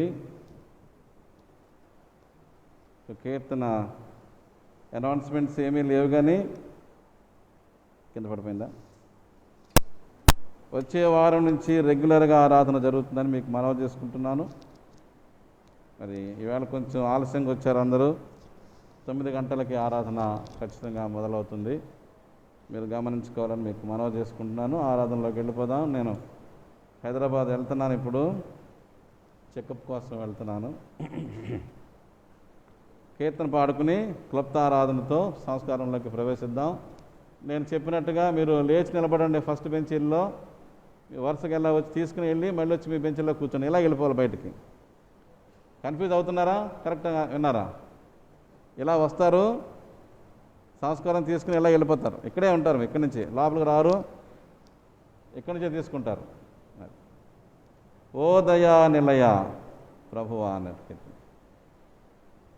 ఓ దయా నిలయ ప్రభువా మాకున్న స్వనీతి బలము గాక, నీ దయా హృదయాంబెనముచు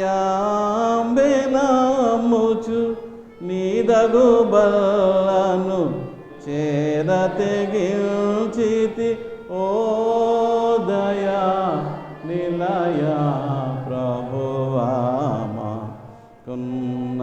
స్వనీతి బలం గాక లేదు యోగ్యత బల్లకు దిగువ లేకిని కొనగా నైన మారుగతి గరు నించియునెప్పుడు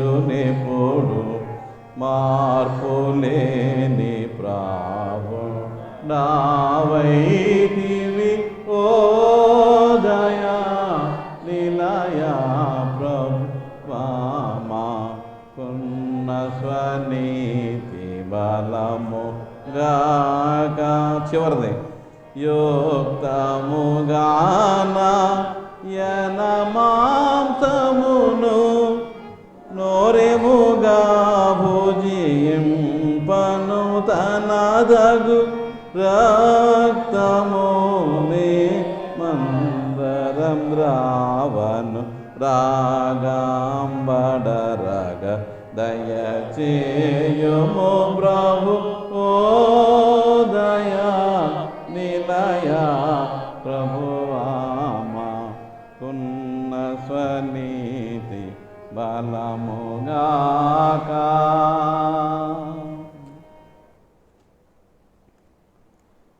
కీర్తన పుస్తకాల్లో ప్రభురాత్రి భోజన సంస్కారం ఆరాధనలో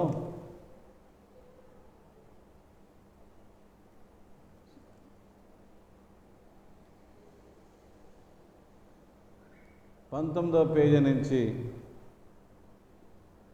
19వ పేజీలో ప్రభు ప్రార్థన అయిన తర్వాత నియమపు వాక్యాల నుంచి నేను ప్రారంభిస్తున్నాను. నేను ద్రాక్షరసం మన ప్రభు అయిన యేసుక్రీస్తు తాను అప్పగించబడిన రాత్రి రొట్టెను తీసుకుని స్తోత్రము చేసి దాన్ని విరిచి తన శిష్యులకిచ్చి మీరు పుచ్చుకొని తినుడి, మీ కొరకే పడుచున్న శరీరమై ఉన్నది, నన్ను జ్ఞాపకం చేసుకుంటూ దీన్ని చేయడని చెప్పిన ఆ ప్రకారమే భోజనమైన పిమ్మట పాత్రను తీసుకుని స్తోత్రము చేసి దీనిలో వారికి ఇచ్చింది. పాపరిహారము కలుగుటకై మీ కొరకును అనేకుల కొరకును చిందింపబడుచున్న రక్తం వలన కొత్త నిబంధన అయి ఉన్నది. మీరు దీన్ని త్రాగినప్పుడల్లా నన్ను జ్ఞాపకం చేసుకుంటూ దీన్ని చేయడని చెప్పాను. ప్రభు యొక్క సమాధానము ఎల్లప్పుడూ మీతో ఉండునుగాక. ఆమేన్. లోక పాపములు మోసికొని పోవు దేవుని గొర్రె పిల్లవైన ఓ క్రీస్తు మామను కన్నికరింపుము. లోక పాపమును మోసికొని పోవు దేవుని గొర్రె పిల్లవైన ఓ క్రీస్తు మామను కన్నికరింపుము. లోక పాపములు మోసికొని పోవు దేవుని గొర్రె పిల్లవైన ఓ క్రీస్తు నీ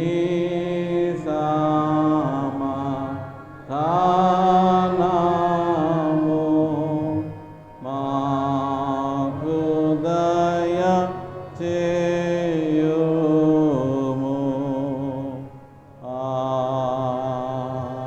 ఆమేన్. కూర్చోండి. ప్రేమగల తండ్రి, దయగల మా నాయన, ప్రత్యేక సమయంలో ఈ బిడ్డల కొరకు సిద్ధపరచబడినటువంటి యొక్క రొట్టె ద్రాక్షరసాన్ని బట్టి వందనాలు. రొట్టెని శరీరముగాను ద్రాక్షరసముని రక్తముగాను స్వీకరించి మా ప్రభు మాలో మన నిత్యజీవానికి పొందే ఉత్సాహాన్ని అనుగ్రహించి మీరు మహిమ పొందమని మా ప్రభు ఎదుగో నేను మీరు దీంట్లో మా ప్రభు మీరు ప్రవేశించున్నారని నమ్ముతున్నాం. మీకు వందనాలు చెల్లిస్తున్నాం. స్వీకరించి బిడ్డలు మా ప్రభు నిత్య రాజ్యానికి వారసులగినట్లు ఆశీర్వదించమని యేసుపండి నామాన్ని బట్టి వేడుకుంటున్నాము తండ్రి. ఆమె త్రేక దేవుని దీని మన తోడే ఉండగాక.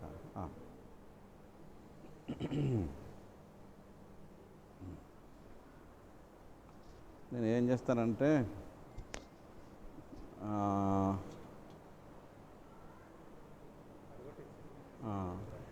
తెచ్చేస్తాను మీకు.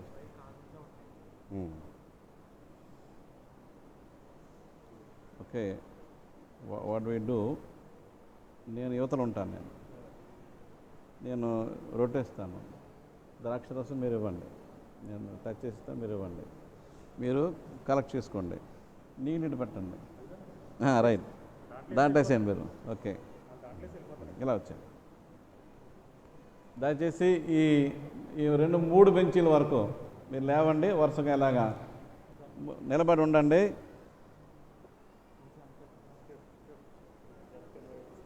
తీసుకుని వెళ్ళిపోవడమే, ఒక్కొక్కలే తీసుకెళ్ళిపోవడమే.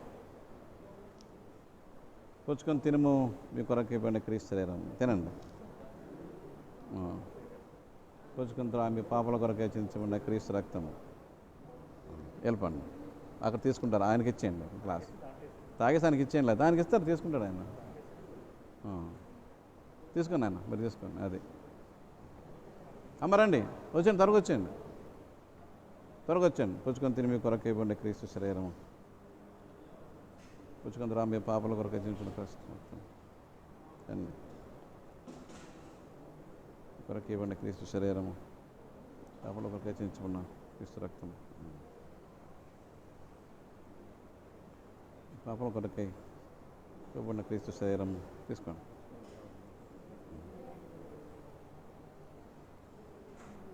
పాపల కొరకు క్రీస్తు శరీరం, పాపల కొరకై చించుకున్న పుచ్చుకొని తిని మీ కొరకు క్రీస్తు శరీరము, పుచ్చుకొని తిన. బాగున్నమ్మా, క్రీస్తు శరీరము తీసుకోండి. క్రీస్తు శరీరము,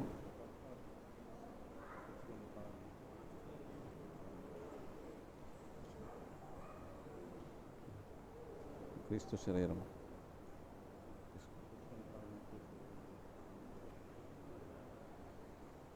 ఇవ్వండి క్రీస్తు శరీరము తీసుకోండి. పుచ్చుకొని కొరకు ఇవ్వండి క్రీస్తు శరీరము, పుచ్చుకొని తిని మీ కొరకు ఇవ్వండి క్రీస్తు శరీరం. అక్కడ అక్కడ అక్కడ అక్కడ పుచ్చుకొని తిని మీ కొరకు ఇవ్వండి క్రీస్తు శరీరం ఉందండి. పుచ్చుకొని మీ కొరకు ఇవ్వండి క్రీస్తు శరీరం,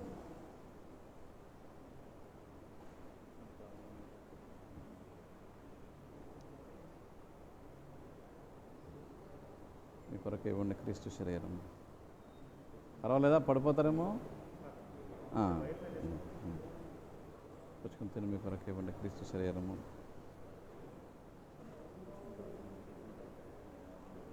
మీ కొరకు ఇవ్వండి క్రీస్తు శరీరం, పుచ్చుకొని తిని మీ కొరకు ఇవ్వండి క్రీస్తు శరీరం, పుచ్చుకొని తిని మీ కొరకు ఇవ్వండి క్రీస్తు శరీరం, మీ కొరకు ఇవ్వండి క్రీస్తు శరీరం, మీ కొరకు ఇవ్వండి క్రీస్తు శరీరం, పుచ్చుకొని తిని మీ కొరకు ఇవ్వండి క్రీస్తు శరీరం,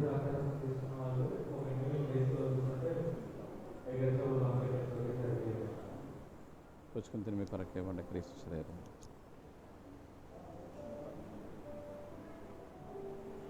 పురుషులు కూడా లేవండి, ఇంకా ఉన్నారా? మీ కొరకు ఇవ్వండి క్రీస్తు శరీరము, పుచ్చుకొని తిని మీ కొరకు ఇవ్వండి క్రీస్తు శరీరము,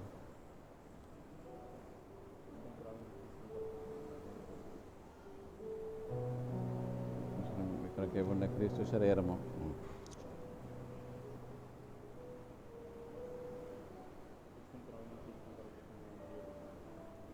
పుచ్చుకుంటున్నా మీ పాపల కొరకు క్రీస్తు శరీరం. అలాగా ముందుకి ముందుకి ఇవ్వండి క్రీస్తు శరీరము,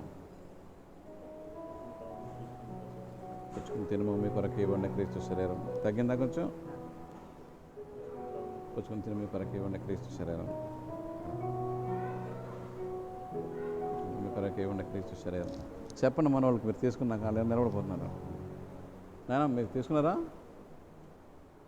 పుచ్చుకుని మీ కొరకు ఇవ్వండి క్రీస్తు శరీరం, మీ కొరకు ఇవ్వండి క్రీస్తు శరీరం, పుచ్చుకుని తిని మీ కొరకు ఇవ్వండి క్రీస్తు శరీరం, పుచ్చుకుని తిని మీ కొరకు ఇవ్వండి క్రీస్తు శరీరం,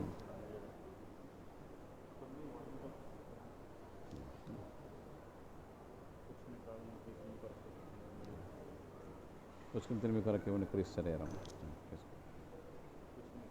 బాగుందా హెల్త్?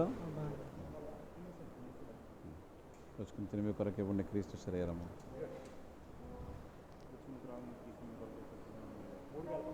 పుచ్చుకుని తిని మీ కొరకు ఇవ్వండి క్రీస్తు శరీరం.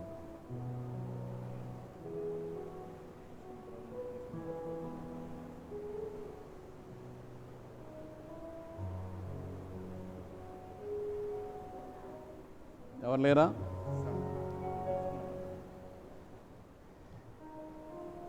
సార్ మైక్ మైక్ మైక్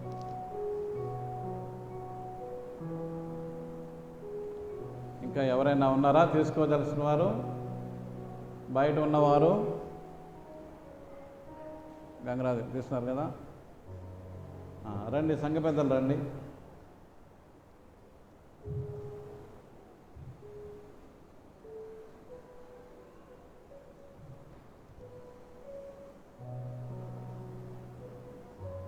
సరే అక్కడికి వెళ్ళండి, వెళ్ళి తీసుకోండి. ఎలా వస్తున్నారా? ఎలా ఇంకా మనమే కదా.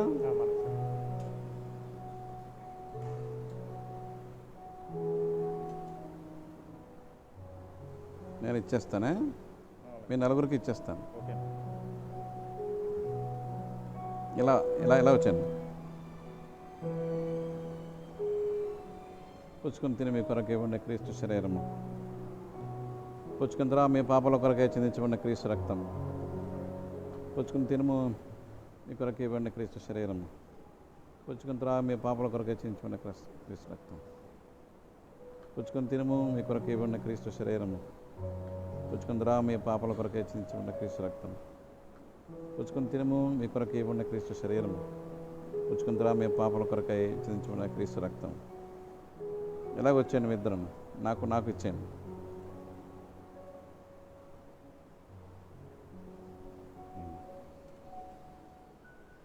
ఒకళ్ళేమో ద్రాక్షరసం, ఒకళ్ళు ఇది ఇవ్వండి.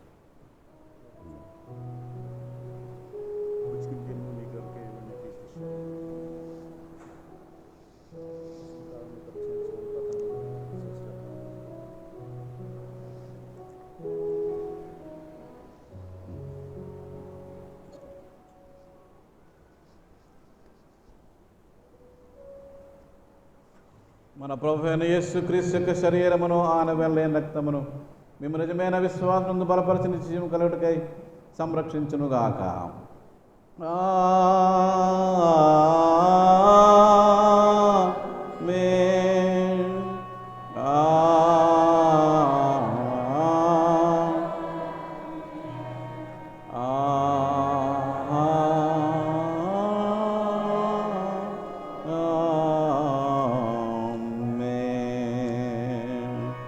ప్రభువు నిన్ను ఆశీర్వదించి నిన్ను కాపాడుగాక. ప్రభువు నీకు తన సన్నిధి ప్రకాశింపజేసి నిన్ను కరుణించుగాక. ప్రభువు నీ మీద తన సన్నిధి కాంతింపజేసి నీకు సమాధానము కలుగజేయునుగాక.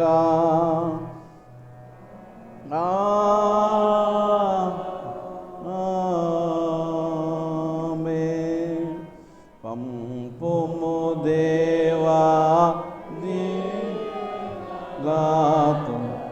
పంపుము దేవా పంపుము దయాచేత పతిత పవన నామ పెంపుగా నీ సేవ ప్రియమపనం పంపుము దేవా దీవెనలతో పంపుము దేవా వినిన సత్యంబులు విమలాత్మ మది నిల్పి దినదినము ఫలములు దివ్యముగా ఫలింప పంపుము దేవా దీవెనలతో పంపుము దేవా.